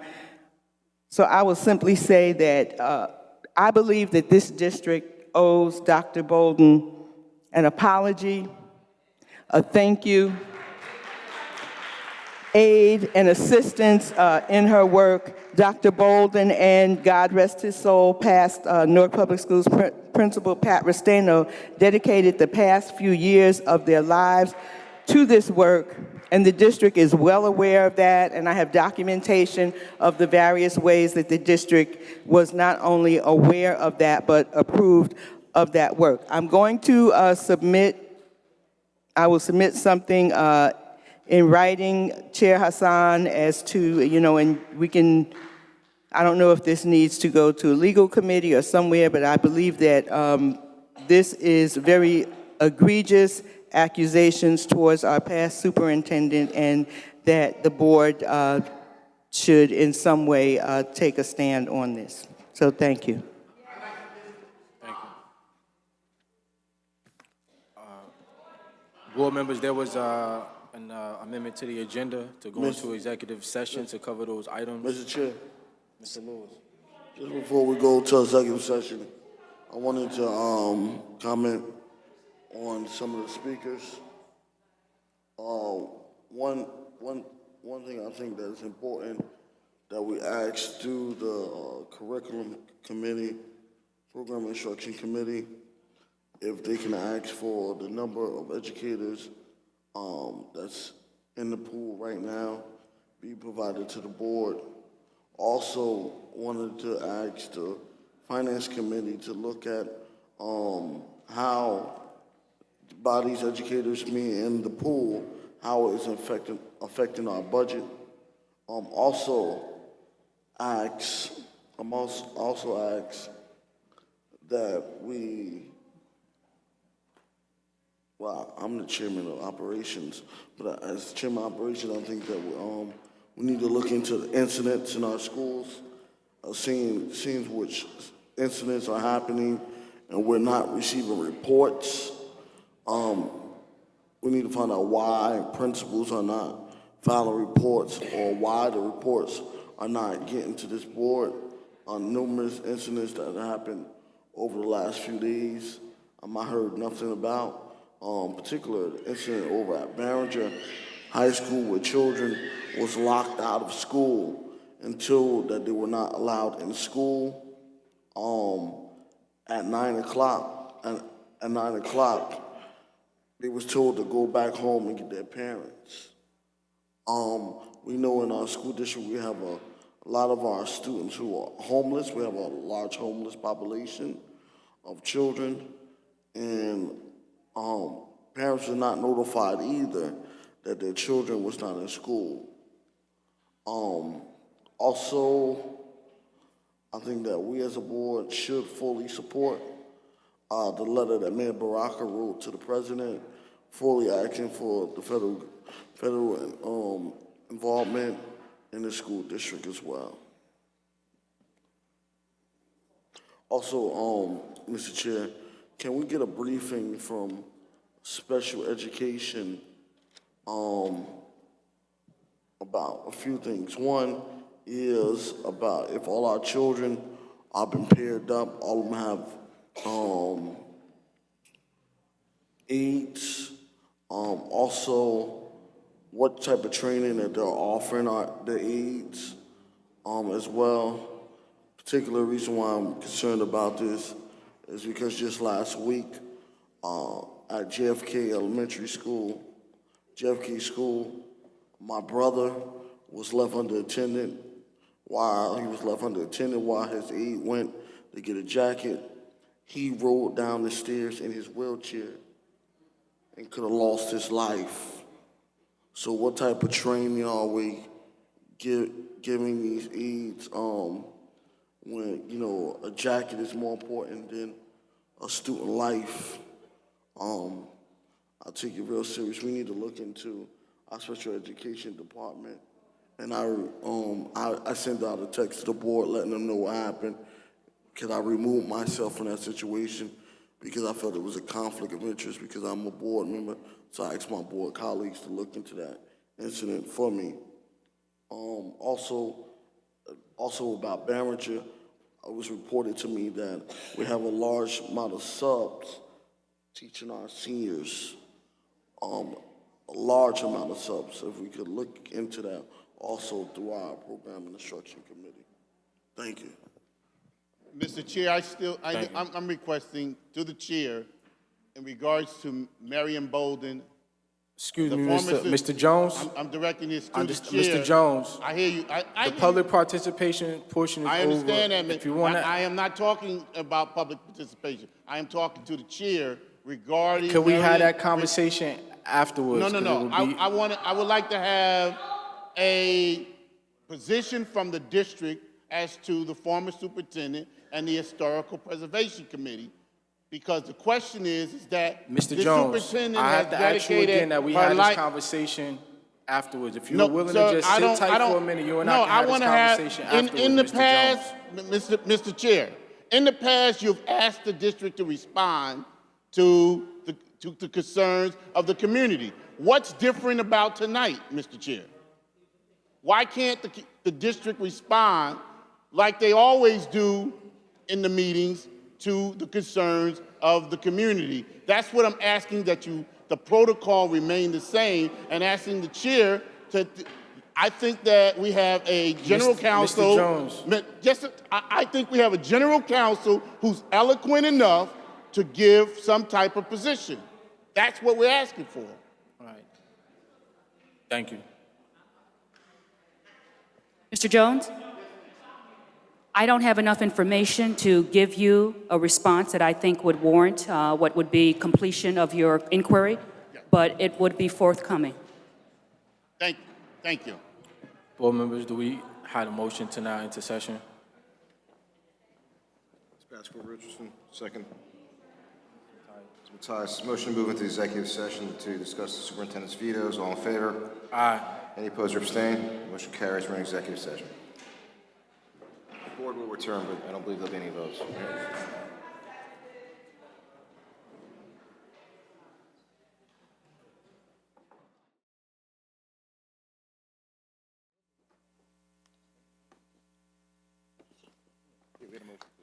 Yeah. We now call this meeting back to order. Motion to adjourn.